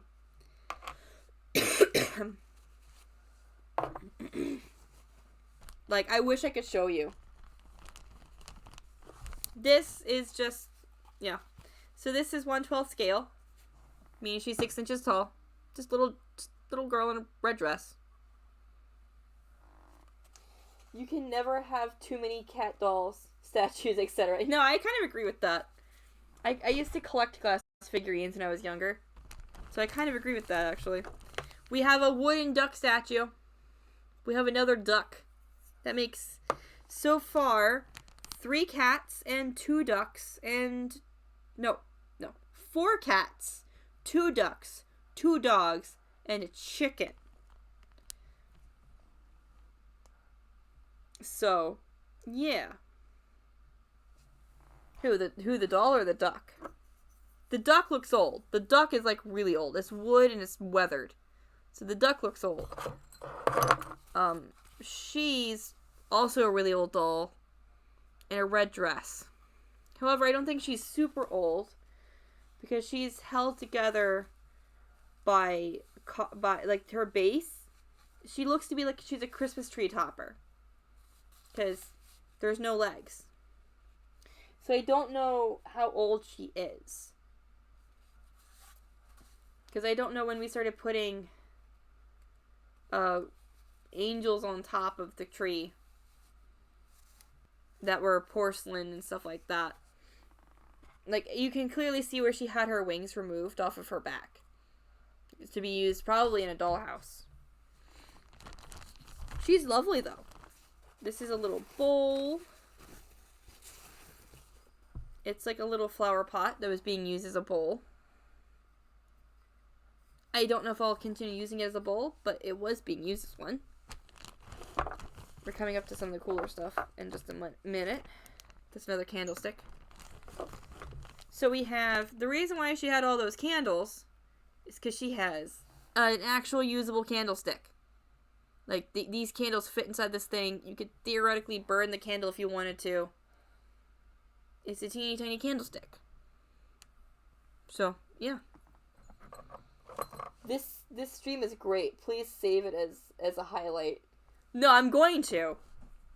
Because, like, the stream is amazing. I'm also probably going to save it and upload it to my YouTube as well. Because this thing has been great. I've been thoroughly enjoying myself here. So we have a random key. He didn't know what it went to. We couldn't figure out what it went to. So he just gave me this key. You know. There is also a basket of wooden apples, ranging from half-eaten to almost entirely gone to whole, but just a basket of apples, wooden apples. Everything in this basket is just wooden apples. I mean, they're big enough to be used by those larger dolls, so that's going to be nice for making like a tea party of some sort. And the last two things in here, which I'm kind of looking forward to, because I can now place these in my other doll's lap. They may be Christmas, but they're the correct size. Books. 1/3 scale books are so hard to find. And here they are. So, does the key not fit into that old wooden storage unit? No. The wooden cabinet doesn't have any kind of locks or anything along those lines. It has nothing along those lines. We looked everywhere around all of her stuff to see if there was a wooden box anywhere or anything else that this key could possibly go to. It's just a key. I'm going to be bringing it with me when I go back again, just in case if we do end up finding what it goes to. But as of right now, it's just a random key. So, yeah. And that's everything inside those bags. There's a tea set here that I haven't shown you because there was nothing for me to pick it up with. But there's 1/3 scale books, and that makes me so happy. Like, so happy. Because I can now make my doll that's forever on her couch look like she's reading a book. I need a drink. I've been covered in dust. I need a drink. There's that. Okay. So at this point, I'm trying to think if there's anything else that I've missed, doll-wise. Other than getting Aragorn dressed. And maybe showing off what's inside these boxes. But then again, that's just doll clothes and accessories. That's not really necessary. But this stuff, though, this is like genuine antique stuff. Like, those two dolls that are from the 1800s, like, that is incredible. In order to find stuff like that nowadays, you either have to scour antique shops or you have to wait for a relative to just give you one, in essence, if they still have them. And another thing with all of this stuff too is that there's been this trend that honestly I do not agree with, and I kind of hate with every fiber of my being. Objects that are old like this, that could be possibly been used or made with things that may not have been ethical, to just destroy them, right? For example, I'm going to pick her up again. I'm going to pick them both up again. Okay? Here's an example of what I mean by unethical. These two dolls, their creation was more than likely unethical. I guarantee you they were made here in the United States, especially with how handmade they look. They are probably made in the United States. If they're made in the 1800s, especially how this one was more than likely 1850, and they both have cotton inside of them, that cotton was more than likely picked by slaves. Like, that's kind of a fact. To think anything else would be inaccurate. The likelihood that the cotton picked would have been picked by slaves is too high for it not to be the case. So, yeah. And so there's been a trend going around where people find objects like this, right? Or they inherit objects like this. And instead of treating it like the historic item that it is, and treating it with the respect of those who may have worked to be able to make it, or to use it as a teaching tool in general, to, in essence, remember history, there's been a trend to destroy them instead. And so because of this, dolls like this are no longer as common as they used to be. Same thing with other pieces of furniture or anything else like that that may have been filled or had things made with it that were gathered by slaves. Exactly. The whole point of history is to remember it. Like, so if you're going to destroy it, you in essence destroy the evidence that this happened. And it's one of the reasons why I don't support that whole idea at all. In all honesty, it kind of seems very short-sighted. A part of me wants to take these dolls to be appraised by someone to pinpoint the exact time period in which they're from, because that right there would be interesting, especially if they're past 62, you know, then the likelihood that they were picked by slaves is drastically reduced. You know, it's not that it's impossible, because there were still people who were intentionally kept and lied to, but it's no longer as plausible. But if it's before 62, then it's pretty much guaranteed. And I want to treat these dolls with respect, given the fact of the labor that was put in for their creation across the board. Because the porcelain making is wonderful. Whoever did all the sewing was wonderful. And for those who plucked the cotton used to fill them. So yes, I want to be respectful of that and be able to use it as a teaching tool. Because if it's before, to use it as a teaching tool for younger generations, be like, this is something that actually happened. Here's a doll from this time period. This is what it looked like. This is how it was done. You know, because if you don't have people talking about it and teaching it, you don't know. History is only as accurate as those who write it and those who care to remember it.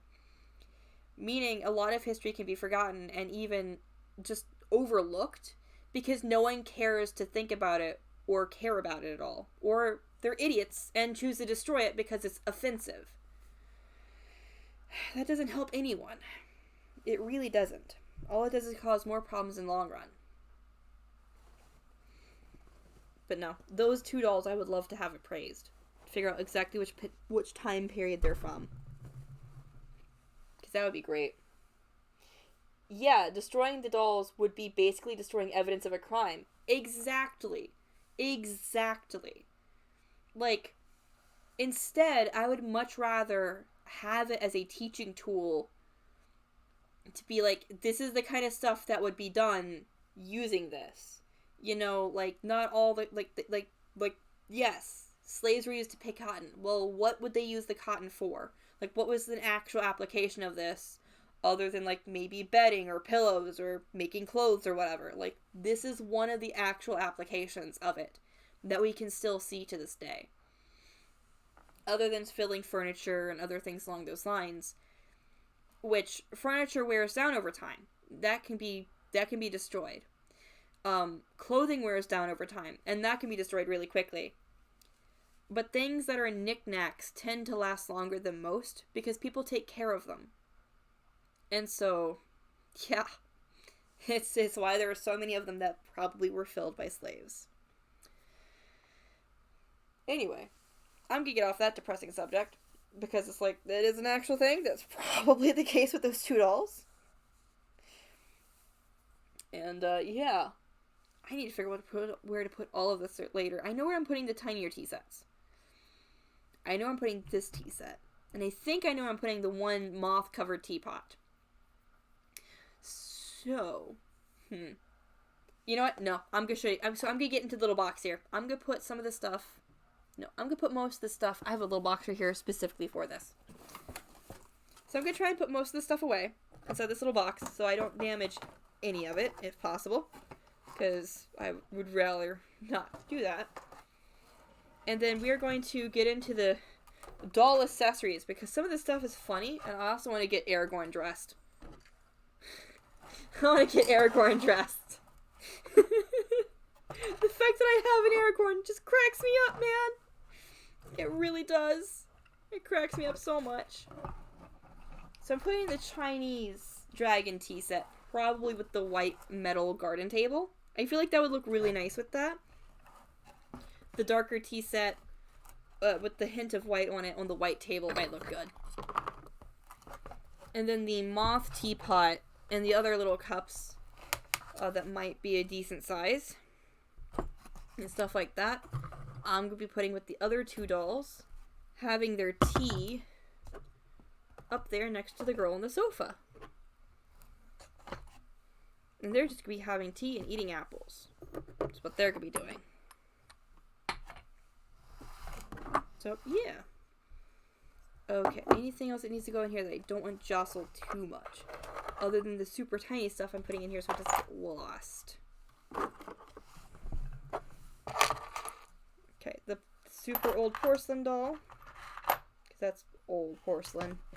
That little cat figurine. This really old goose duck thing. Like, this thing is old. Like, you can tell how worn the wood is. This thing is old. I don't know how old, I just know it's old. And then your porcelain, you go in there. You're something else. I don't know what you are. I think you're some kind of stone.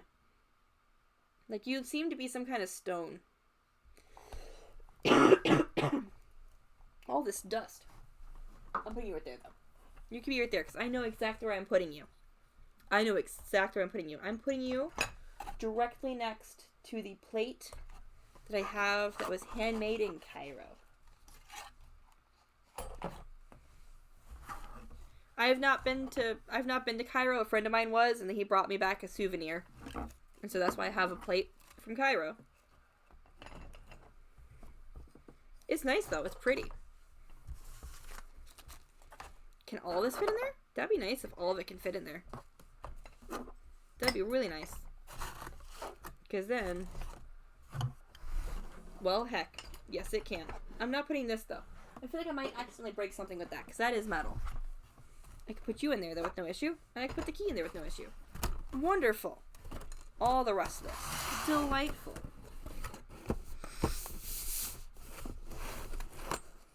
I'm gonna put you right there.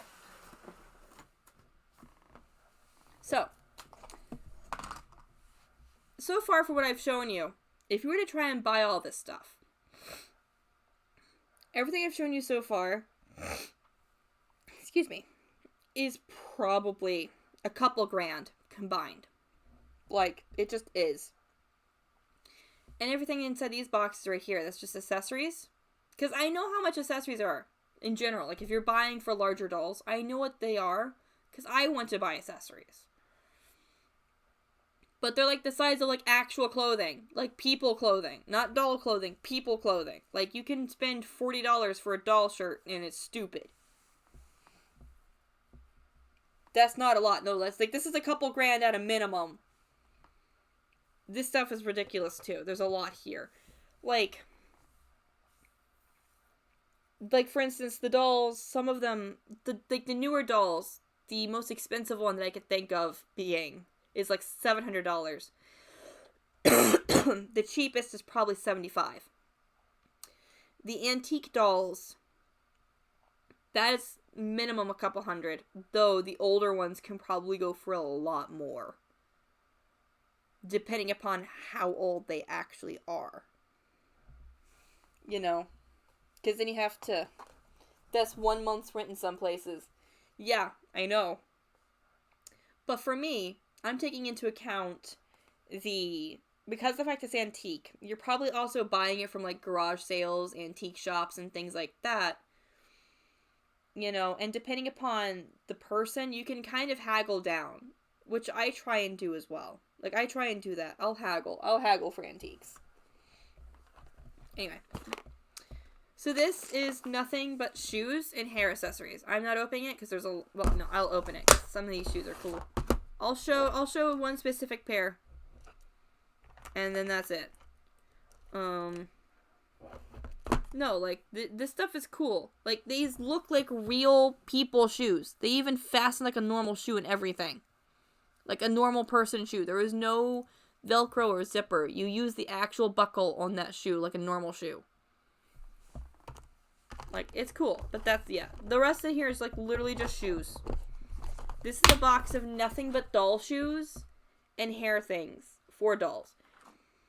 Knowing that a single pair of doll shoes for this size is a minimum of $12, and knowing that there's, like, 30 pairs of shoes in here, yeah, that's a lot of money just in this. Her collection was crazy. And I love it. This is the wigs. So, 2 of these dolls, their hair comes off, and you can put different hair on there. So you can have long curly blonde hair. Or you can have short, starting to turn gray black hair. You know? Or you can have blonde ponytail. Or you can have long, straight brown. You know? Just depending upon what you wanted for that look. Oh, there's a hat in here. Cool. And an 8-ball. Interesting. Anyway, there's just a bunch of doll hair in here. Most of it has short hair. She seems to really like the short hair. I personally don't. I like long hair. But that's probably because I just have long hair.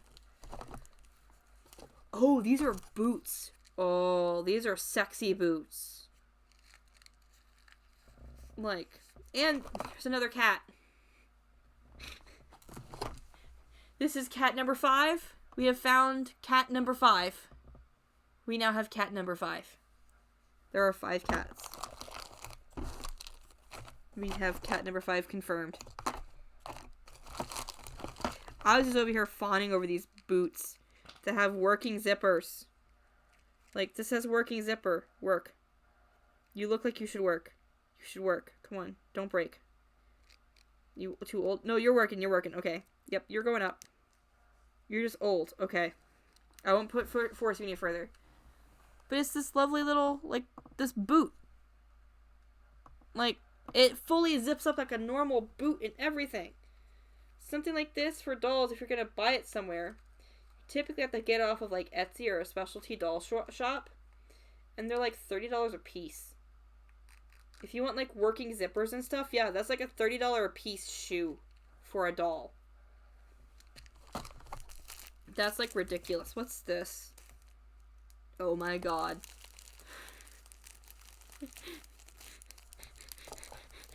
We have found the lingerie. We have found the lingerie, guys. We have found doll lingerie. Like, this is frilly lace.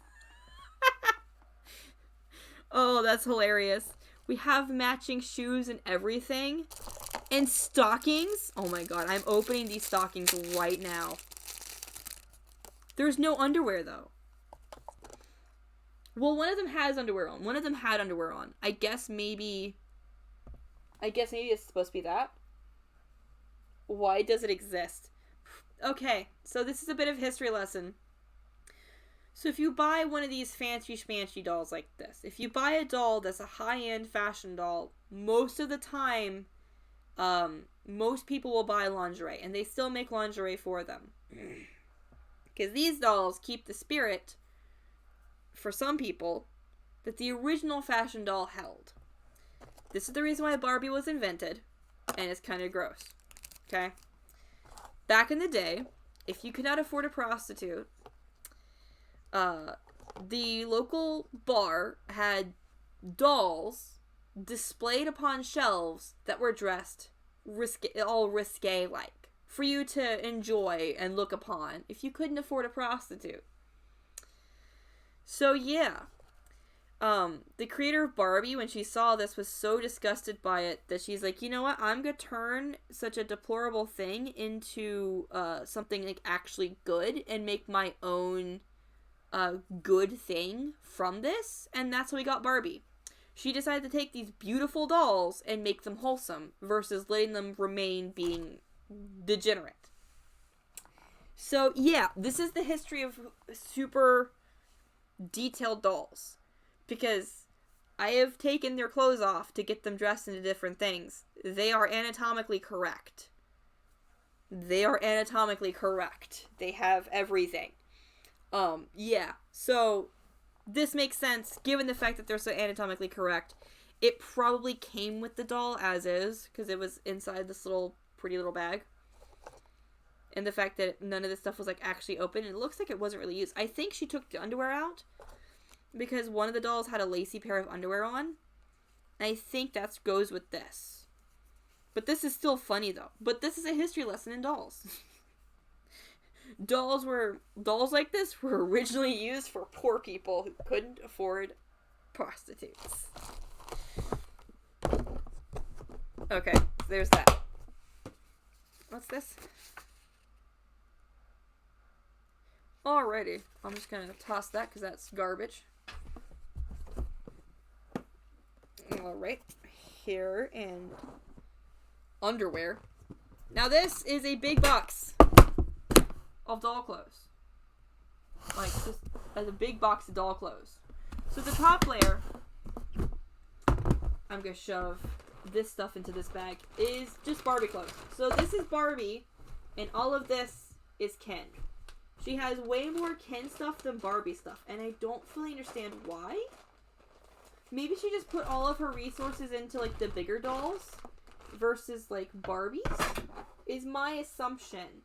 Because when it comes to, like, Barbie clothes, she doesn't have a whole lot. Which, that's fine. There's nothing wrong with that. Down here is where we get to the bigger doll clothes. So the one redhead who's in the jeans, looking like she could wield a sword, she was originally in this. This was her dress. This tube. I'm holding it upside down. Sorry. This tube was her dress. I thought that looked really boring. She had this dress on with this shawl wrap thing. I mean, don't get me wrong. It's okay. But if I'm going to be displaying her, I want her in a bit more than just that. Especially since I like dressing my dolls how, if they were actual people, like, what would they want to wear? Kind of thing. I don't just use them for decoration in the normal sense. I actually take in consideration, like, if this was an actual person, what would they want to wear? But in here she has, because she made most of the doll clothes. Like, that was the thing. Like, she made most of the bigger doll clothes. Because that's more affordable that way. So we have a black cat Halloween dress. And what was funny, because it's like a lot of the stuff is just random bits and pieces like this. This is a wrap. So you can wrap it around her waist and button it. Right? Because they have bathing suits. All these dolls have bathing suits. I'm guessing for the summertime. Right? Like, this is this is like a bikini swimsuit right here. But then you have this thing, which I am like, at first I was so confused by. And now I'm like, I don't know what to think. Because it is a lace thong pair of underwear, a lace corset, and a lace little robe to go over top of it. And I'm like, geez. Oh, there's a dog. I didn't see the dog. There's a dog now. We have another dog. Right? So there's that. And then we have just regular lace underwear. And then in here is more bathing suits and just general lacy things. Like, in general, like, we have, like, actual stockings and stuff. Like, actual pantyhose and stockings and leggings and things of that nature. And, like, actual, not just stuff that she made, but, like, actual store-bought doll stockings, too. But all the lacy stuff, I feel like she made this. because I can see the seams and it looks like they were handmade, which is fine. She did a good job. Here's the other bathing suit. Okay. Yeah. And then I'll put this all back in there. So this is more like seasonal wear is what this middle bin seems like. And then right down here, once again, another bathing suit. I'm going to put that with the other bathing suit so I have them all inside the same place. But down here is more stuff like sweaters. Like winter stuff. Tennis shoes. Like, yeah. Jackets. Pants for all of them. Like actual pants for all of them. And then what looks to be jewelry and bracelets and earrings for each outfit. Which is great. Is that an entire little jewelry set in there? That might be an entire little jewelry set in there. Interesting. Interesting. Oh yeah, that's handmade Halloween earrings right there. Okay. This is so well sorted. No, she really did. She did a really good job making sure everything was so organized. I'm going to do my best to keep it that way. Because otherwise, like, I'm going to mess it up big time. And I refuse to do that. This is so well kept and so well put together. Like, seriously. But no, this bottom bin is just things like button-up shirts and things like that. What dolls, may I ask? Okay, so there's quite a bit of dolls. I'm currently going through the accessories, but I don't mind getting them all back up here and we can look at all of them again. Now that we've gone through all the accessories, because that is all the accessories. And we've already gone through all the antique stuff. I was given a ton of antique stuff, like a couple grand worth of antique stuff. No, it is not American Girl doll. So, the ones right here at my feet, I'm going to pick up, are antique. They're old. They're also one of a kind. I can't find any identifying marks on them anywhere. Here's this. This is ceramic. You could see all of the detail in them. Like, even their hair is sculpted. It's a mother and baby. She is delightful. Right? I'm going to set her aside. Actually, no, I really do need to put her somewhere where she's not going to be knocked over because I don't want her getting damaged at all. She is so well made. It would be an actual shame to have her get hurt. The other two, that's right over here. Don't worry, I'm going to get to the really cool ones, like, in a minute, but I'm getting out all the antiques out of the way because they're, like, literally in the way. So there's these two. These two are historic dolls. Given how they're made and the quality of them, they're from the 1800s. And given this one's make, she is probably from 1850 or earlier. She's probably like at around 1880. Either way, these ones are really old. And the reason why they're both inside the same chair is because she has difficulty sitting, so she keeps her in place. Because otherwise she might fall out. I'm going to set you over here too, because I don't want you guys getting over because you guys are historic dolls at this point. I should probably go get you examined and have someone tell me how old you actually are because I want to know. I want to know the exact years if we can pinpoint that. See, else from that we have little babies from the 50s. Little teeny tiny babies from the 50s. Let's move those out of the way too. Right, there we go. Now I can actually move around.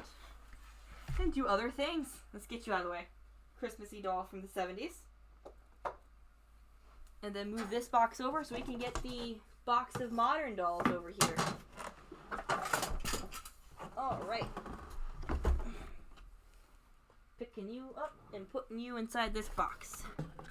So, yeah. This is all the antiques. Right here is a bunch of antique doll stuff such as tea sets and furniture and stuff like that. Let's get you back over here so we can get these dolls back up into play. Because these ones I genuinely want to play with. Like, not like play with like, I'm going to play dolls, but I want to mess around with. because they are so nice. And they are very nice dolls. Okay, yeah, no, like, this is, like, full-on antique dollhouse stuff. There's items in here and in there that are probably from the 1800s. Like, there's stuff here that is over 100 years old. There's no way that it's not. So I'm getting out the sets. I'm getting together the sets. So, the first doll that's coming out is her.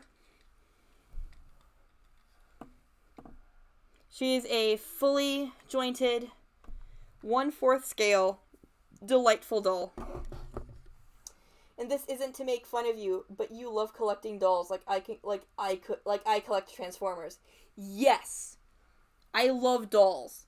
I build doll houses. I do miniatures. I have 2 doll houses out in the living room that I've built that are Victorian and 1960s.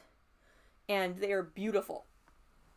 And yes, I do collect dolls. I have a 23-inch one up here in the room, actually. So I don't think you're making fun of me at all. I used to collect porcelain figurines when I was younger. But they were all broken. And so now as an adult, to make up for my broken collection, I could just collect dolls. And so here's the second one. Trying to keep her from falling. Here she is. Yes, what's the question? I will gladly answer any question. Oh, don't you fall. You're all having tea. We're all having tea here. There you go. We have 2 more dolls.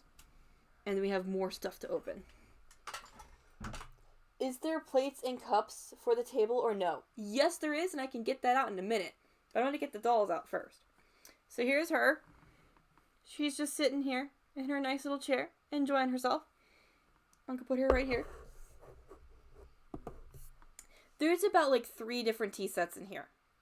And that's like full tea sets. That's not counting the teapot and just random plates and bowls and food and stuff. Just was curious about it. I plan on putting this thing up in the room somewhere later. But right now, there's like nothing on it. But I do plan on like putting it and displaying and stuff like that. This is the last of the bigger dolls. Here she is. In her nice little peacock chair. And her black and gold dress. And I'm going to put her right here. And there you go. You sit right there at the table. Now they're all there having a tea party. Having a grand old time.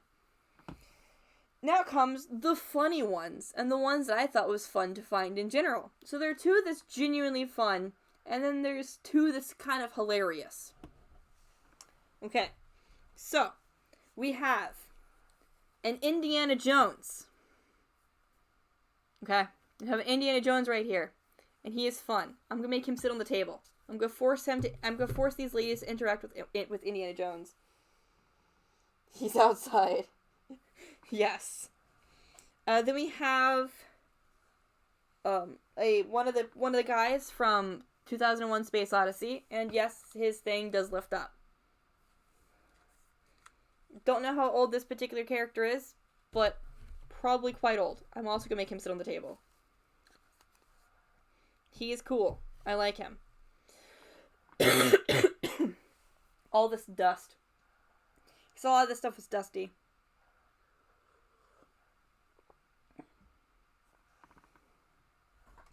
Now, the first funny one is John Travolta from Pulp Fiction. Just John Travolta from Pulp Fiction.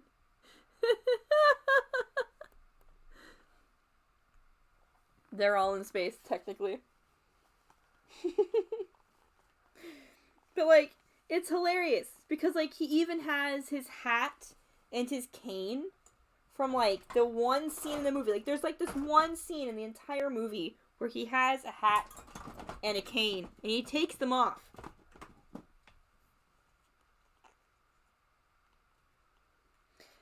No, he does not have the ponytail. He does not have the ponytail, though. But, like, here he is with his hat and his cane from the one scene in the movie. Like, yeah, it still looks more like Harrison Ford in Blade Runner to me, though it looks more like Elvis. Yeah, it kind of does. Either way, they're all on the table, hanging out with the ladies. However, all of the ladies are unimpressed because they have a boyfriend. These women have a boyfriend.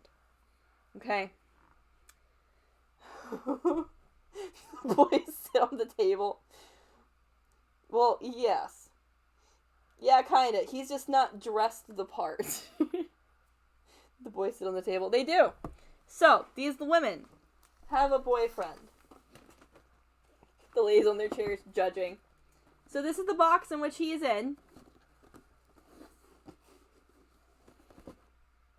Look what the box says.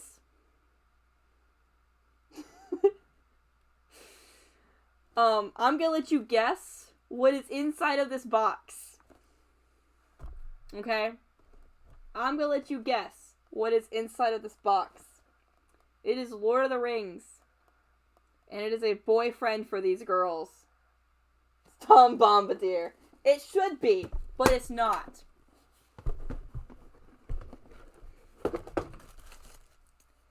He's not dressed because he was never actually taken out of the box. He's never actually been played with, so he is nude, but he's not anatomically correct, so we're all good. But it is Aragorn. I have an Aragorn who has really messy hair. Because he was never taken out of the box. He's never been outside the box. Ever. Yes. I have to fix his hair to where it looks a bit nicer. But he has his entire outfit in here. Like, all of it. It complete with a stand. And, not just stand, but he has his sword complete with sheath. Like, it fully comes out. Like, see? And then you can sheath it. Put a bow on him. Yeah, I wonder if there's a bow in here. I know he has a sword. Is there a bow? Is there a bow? There might be. I don't know. There's stuff in the back. But no, like, everything is still patched together. Like, everything is still packaged and wrapped. Oh, there's a dagger in here and everything. I'm gonna pull the dagger out. I saw the sword, but I didn't see the dagger yet. Oh, jeez. It comes out of the sheath, too. See? Tink. Cool. Use a ribbon bow, right? Yeah, use the sword to give him a bun. You have to wet it and then steam it in just the right way because of how doll hair works. It's literally the reason why his hair is like this, the way it is because of how he's been in the box. Another thing about him is that he has texture. So, like, you see his beard, like where he I know that you guys can't because the camera's not good, but he has texture on his beard. This is a fun toy, by the way. Respect. No, seriously, it is. I was given all of this. Like, this is not something I bought. This is stuff I was given because the previous owner passed away. And her husband was trying to figure out what to do with it. And he figured that he would give it to a home that would respect it. And so, since I collect dolls, and since I do pretty much all the rest of her hobbies, like I sew, knit, crochet, embroider, the only thing I didn't do that I don't do that she does or did is weaving. I don't weave fabric. She did. But I do everything else. So I've been given all of her old machines with the exception of one, which he wants to keep so that way he can learn, because it's a basic machine, because he wants to learn one of her hobbies as a way to still feel connected with his wife, which I can respect that. But he gave me all the rest because he's like, these are too complicated for me to figure out. And so I got the rest of them. Oh my gosh. All this dust in the air. All this dust in the air. I'm going to get you guys down. I'm going to put a tea set on the table while I'm talking. That way people coming in can at least see a tea set in use. For the ladies at the table. It's right here in this basket. Come on. Come on. Come on out. Come on out, tea set. And we leave you on the tray, too. There you go. Little correct size and everything. Fits them nicely. Right there they go. I'm going to move the microphone over just a bit. Move her over just a bit. Yeah. I'm just trying to make sure that everything lines up decently. There we go. There we go. Yay. What's funny is the fact that there is an extra chair to fit this table, theoretically. And so Aragorn could sit at the table and have tea with his ladies. It's just funny. So these two are more like giant Barbies with how they're built, meaning that they're on the lower end. But they're still really high quality nonetheless. So the cheapest you could possibly get something like this is like $75. But given how the plastic itself feels, they're probably closer to $150 to $200. Not gonna lie. She's very high quality, fully posable. The plastic feels amazing. She's probably closer to about $500. She, however, this one right here, is the highest quality out of all of them.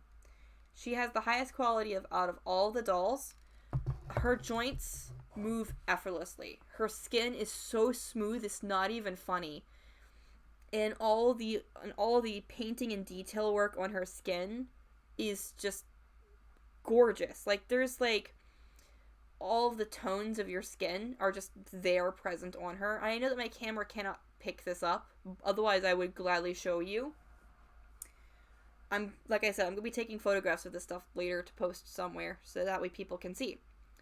But she is probably a $700 doll. There's no way she's not. There's no way she's not.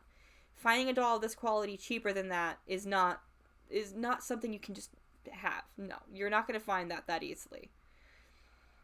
No. She's an extremely high quality doll.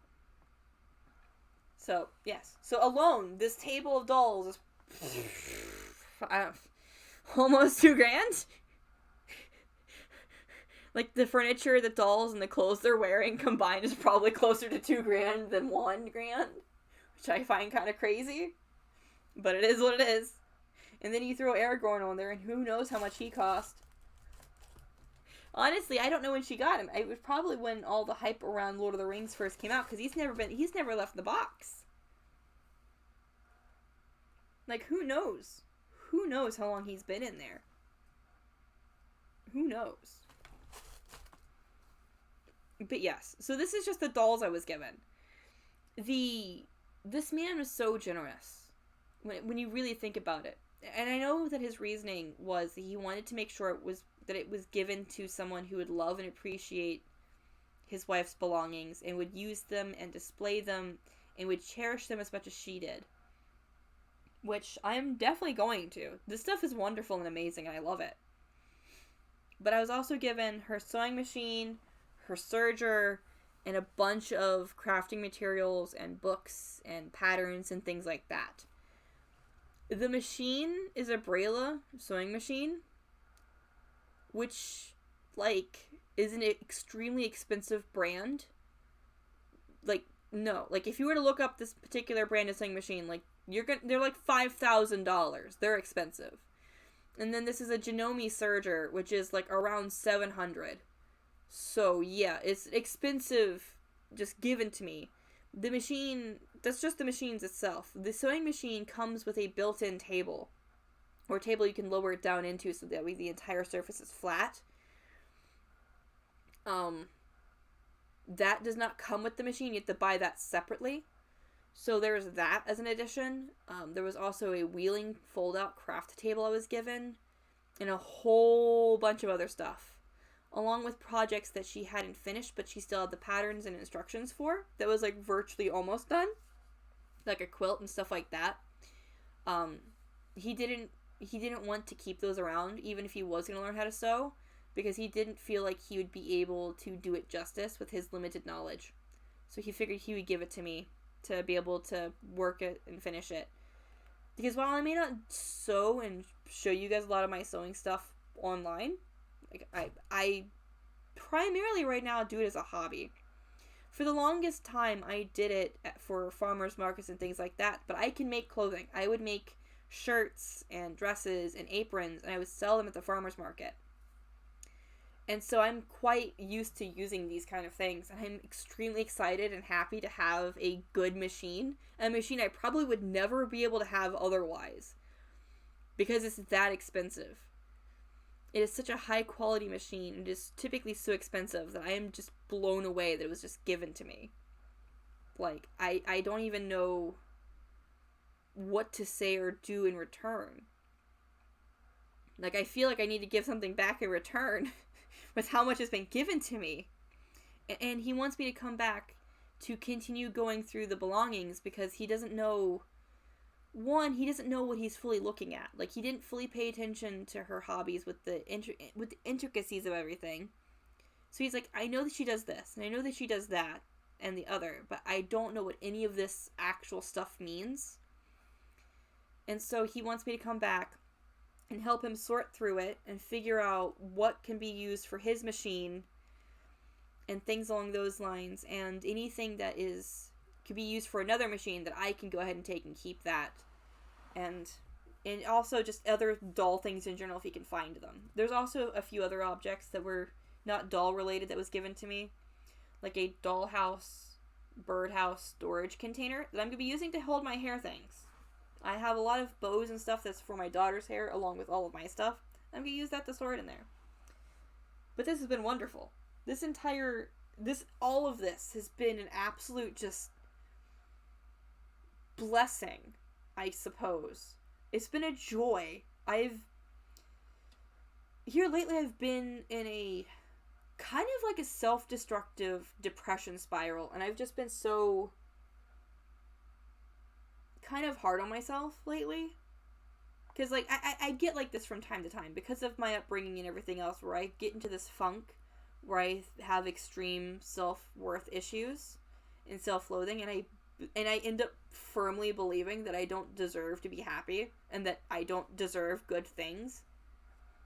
And then when I got like this happened. And it kind of helped snap me out of that. I'm gonna say, at least for right now anyway.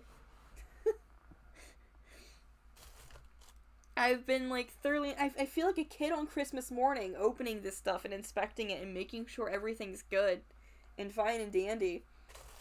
Like, especially like, oh my god, he has boots that zip up and everything. Oh my god, you have instructions. But no, like, for instance, finding Aragorn's sword and stuff in here is like, yeah, it's been great. It's been fun. I've been enjoying this. But no, I do collect dolls in general. And if I don't collect them as in I buy them, I make them. Because I made these two. These two dolls are, like, always beside my chair. I know that you guys don't always get to see them because they're off to the side. But they're always right here. And I made them. They're in here so my kids wouldn't break them. Because they kept trying to play with them. They're ridiculous like that. I swear. Yes, I'm using a fancy glass to drink pop. We don't use them for anything, and since I don't drink, I'm never going to get to use them otherwise. So, yeah. But yes, I have no idea what to name these dolls. I normally name dolls. If the dolls don't come with a name, you name them. That's how I go. If it comes with a name, then you call it then you typically call it what it was named, unless it's a generic doll, like anything from Barbie. Change that son of gun's name. Change it. You don't need to name Barbie Barbie. You can name Barbie whatever you want. If you want to name her Allison or Phoebe or Phoebe or whatever you want to call her, go for it. Like, name it whatever. But if they come with a name, I like to respect it. But as far as I'm aware, these ones don't have names. And now I need to name them. I feel like this one's name should be Marie. Same for cats. I kept the name the shelter gave my cat. That's wonderful. That's respectful. Sometimes you do have to be careful, though, because they will rename pets to more pleasant names. Like, if a pet comes in with a really questionable name, or any name that could be seen as quote-unquote inappropriate, they might change it. You know? Because sometimes people are really stupid with naming their pets. And they name them things like Bubble Butt. And the shelter's like, yeah, we're not keeping Bubble Butt. We're changing that to Bubblegum or something like that. But they'll try and keep the essence of the original name. Which I understand. I understand. But yes, I need to name these girls. Don't know what to name them, but I need to name these girls. So these ones are going to be going into my room with my one doll that's up there. I'm going to get my doll. I'm going to get my doll that's in here. That's in here. Because I'll leave the porcelain ones that are inside the dollhouse alone. But this one I'll get down, because it's right over here. She's big, and she's pretty. She's very cute. She's literally if a unicorn came to life, is what she was supposed to be. Like, if a unicorn was a person, this is her. She's massive.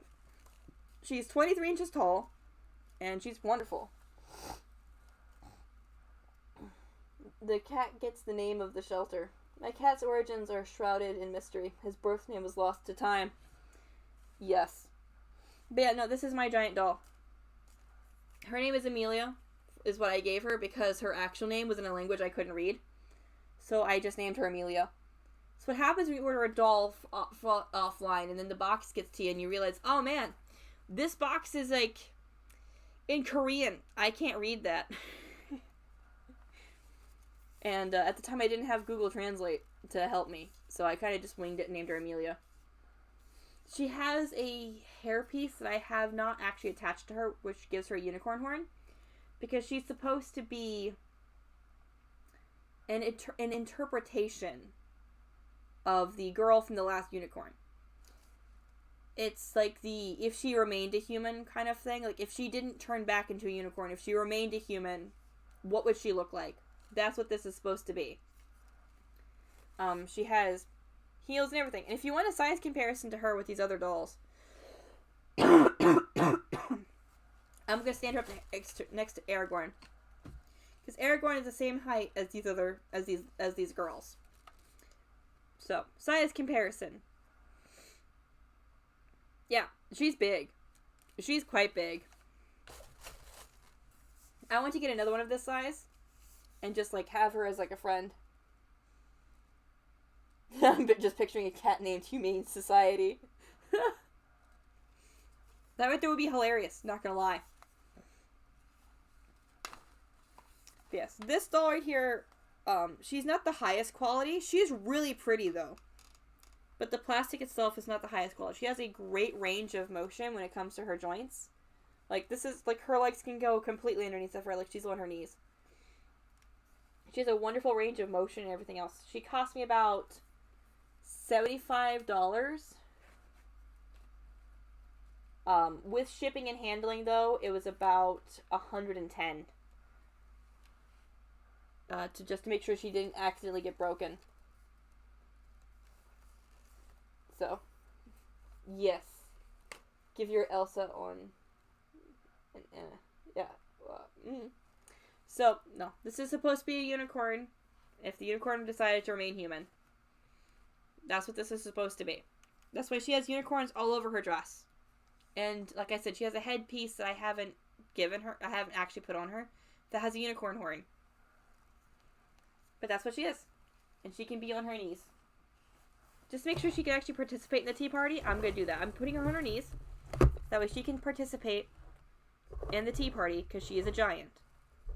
There we go.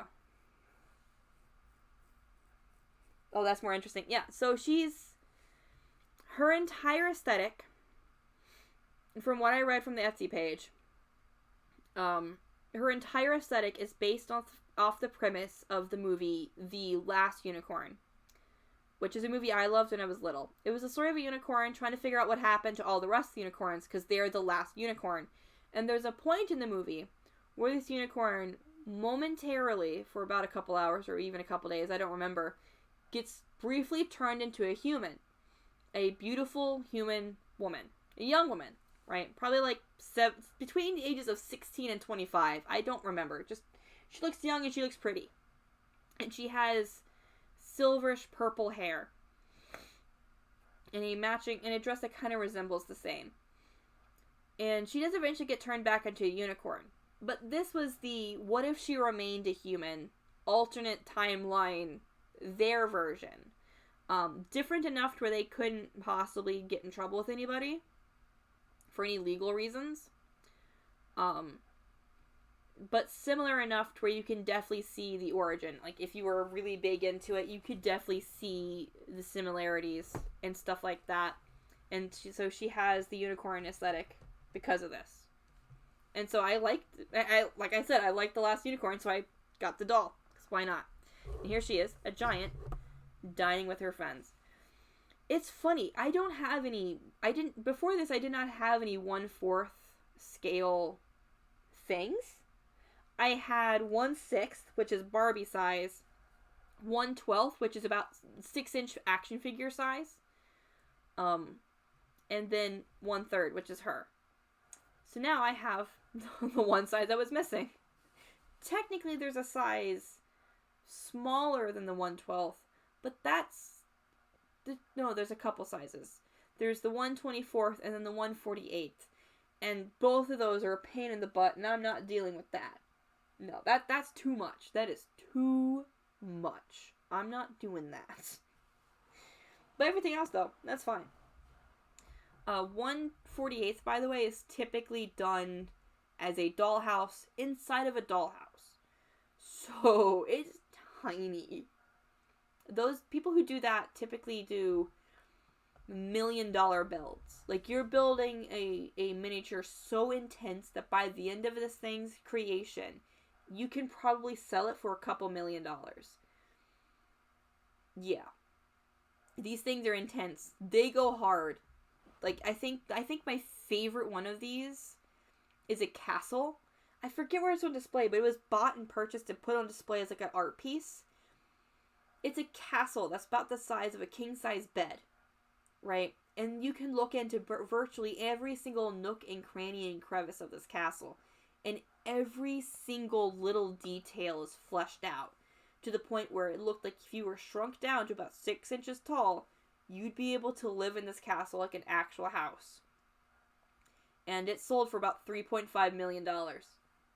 It was worth it, in my opinion. The amount of work and effort he put in that, I guarantee he probably put like $1.5 million in there, like guaranteed, with how detailed it was and how expensive this stuff actually is to do. If I had just endless money, I would totally do this more.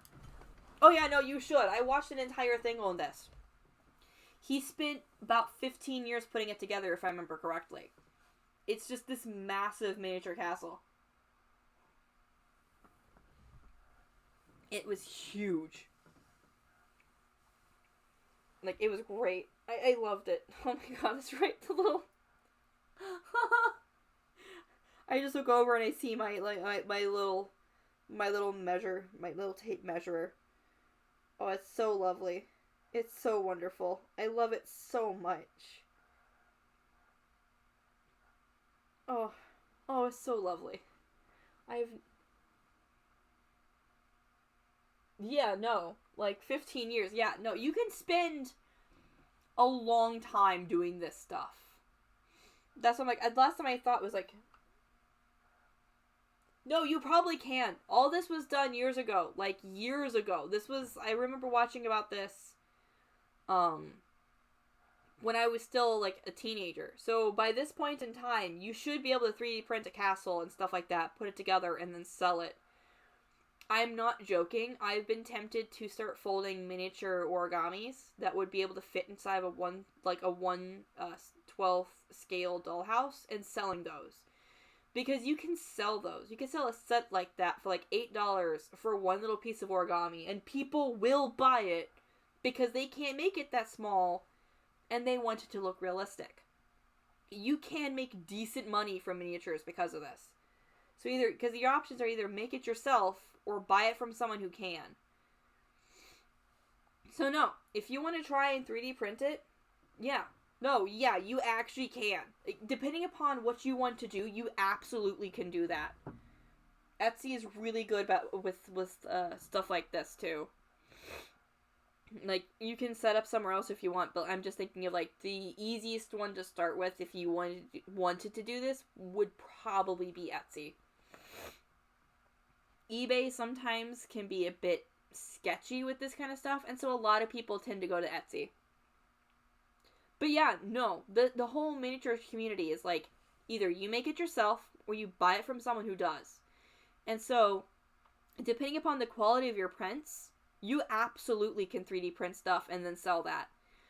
Some people go out of their way to make sure that they list whether or not it's 3D printed or handmade or whatever, or a mix of the two. It doesn't really matter. Either way, you can do whatever you want and you can have that work.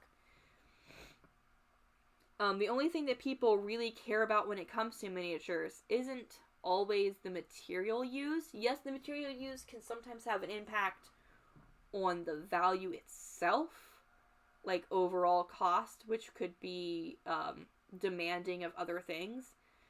Like, for instance, if you use actual gold foil for something, you have to take that into account, and you have to let people know this was like actual gold foil used for such and such thing. But most of the time, they only care about how closely it resembles the real world. Like, how accurate to reality can you get this? Like, if you can't get it to be as close to real life as possible, you should at least attempt to. And the closer it is to reality that you can get, the more people are willing to buy it. So, yeah, that's why I'm like, I should start selling miniature pieces of origami, because that would totally make sense, because I can do that. I fold origami with toothpicks, and I can make pieces that are smaller than my pinky finger. Like, my pinky nail. Like, legitimately. I've had these inside of bottles. Like, I fold them that small, and then I stick them inside glass bottles, and I turn them into jewelry. That's what I used to do. I still do it from time to time, and I know that I can still do it, because I do it periodically to make sure I can still do it. But it's just like, I have to get little containers to put them in, and then make sure they don't get crushed, and everything else, and it's a pain in the butt. But I've been tempted to. I've been very tempted to.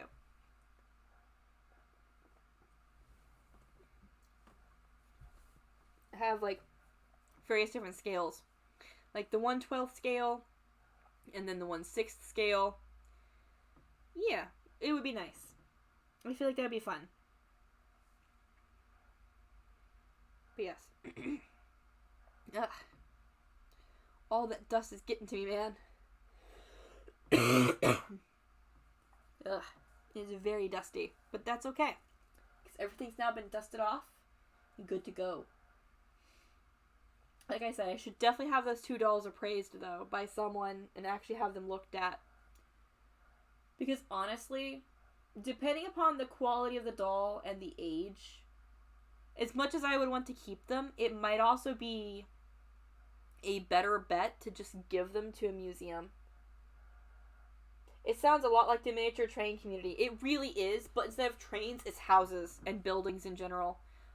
Buildings, stores, farmers markets, things like that. Honestly, I feel like the miniature houses, and the miniature trains community should, like, really come together more often and start doing more collaborations and just build an entire hyper-realistic village or town complete with train. You know? Like, all of it. The whole kit and caboodle. Should just, yeah, no. I feel like so much more stuff would come out of that. So much more cool stuff would come out of that, honestly. The one thing I've always wanted to build miniature-wise, that in order to do it, I would have to have a special custom table built specifically for this.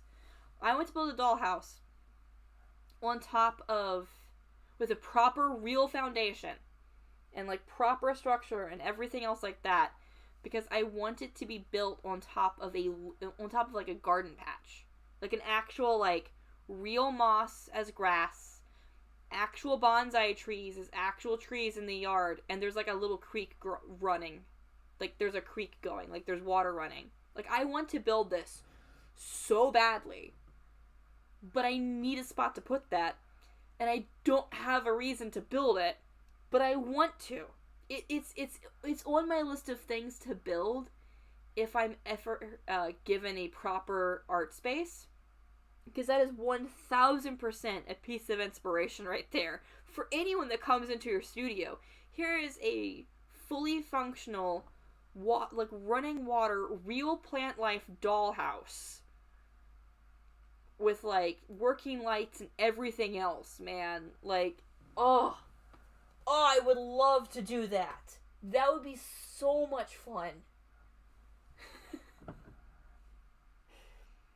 One day, when you have endless time and money, yes. When I have endless time and money, yes. But now is not that time, sadly. As much as I would love to, I do not have that. Not only endless time and money, but also when I have room for it. Because currently, we are a family of 5 with 3 bedrooms. And no extra rooms. So all of my crafting supplies and all of the stuff I use to make things have to be able to fit in either my bedroom or in the living room in a craft cabinet. And or on top of shelves somewhere. Which is why all of these pretty dolls, all these lovely ones, are going in my room, up on the top shelf to look all nice and happy having a tea party. And all of the antique ones are going in the kitchen up top where no one can touch them without intentionally grabbing a stepladder, because I'm not letting these things get broken. They're too old to get broken. I'm not letting that happen. I'm just not. I feel like it would be a waste if I did that. Especially the 2 that are like obviously from the 1800s. No. We're not wasting those. No. I'm not letting children break them. I have 2 boys who are guaranteed to break them if I let them touch them. No. I'm probably have to put them back into the box just to make sure that they don't end up messed with any more than they already will be. So, yeah. But regardless, this has been fun. Showing off all of my toys, because I'm a giant child and these are my toys. Because I'm going to play with these things so much, man. Just making them look nice and pretty wherever I've decided to put them. It's funny. As an adult, you don't sit around playing with dolls and toys like you normally would as a kid. Instead, you position them in cool places. And you look at them and you go, yeah, that's cool. I just find that funny. I really find that funny. But yeah, no, Indiana Jones is going on our shelf. We have that has daggers, a cow skull, a spyglass, other things like that on it. Like, it's cool. There's just a cool stuff. We have a cool just shelf in general. It's just general cool stuff on shelf area. But yeah, that's be nice. I have to put all that together in a bit. Because I'm not leaving this stuff out if I can help it. Because I'd like to be able to wake up and see it in the morning. That would be nice. So since it's late, it's 12:15, and I do have to put all this stuff away where it actually goes and not just back in the box. I'm probably going to be going now. I also have a general mess to pick up as well. My daughter threw all of her hair bows all over the floor, and I have to find them all. There's a lot, and they are scattered all over the house. So, I do have to find all of them. It's the scavenger hunt you don't want to do.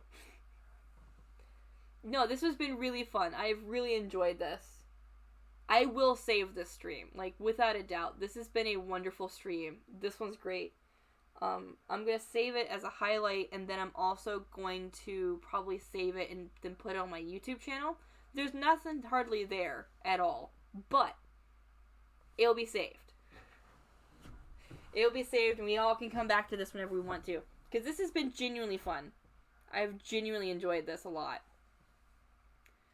Just showing you guys all of my new goodies. Well, anyway, this has been fun. I'm going to be going now. I hope all of you guys have a fantastic evening and a wonderful rest of your day. And if it's nighttime, then I hope you have a wonderful night's rest when you finally go to bed. Anyway, good night, guys. I'll see you guys tomorrow. Bye.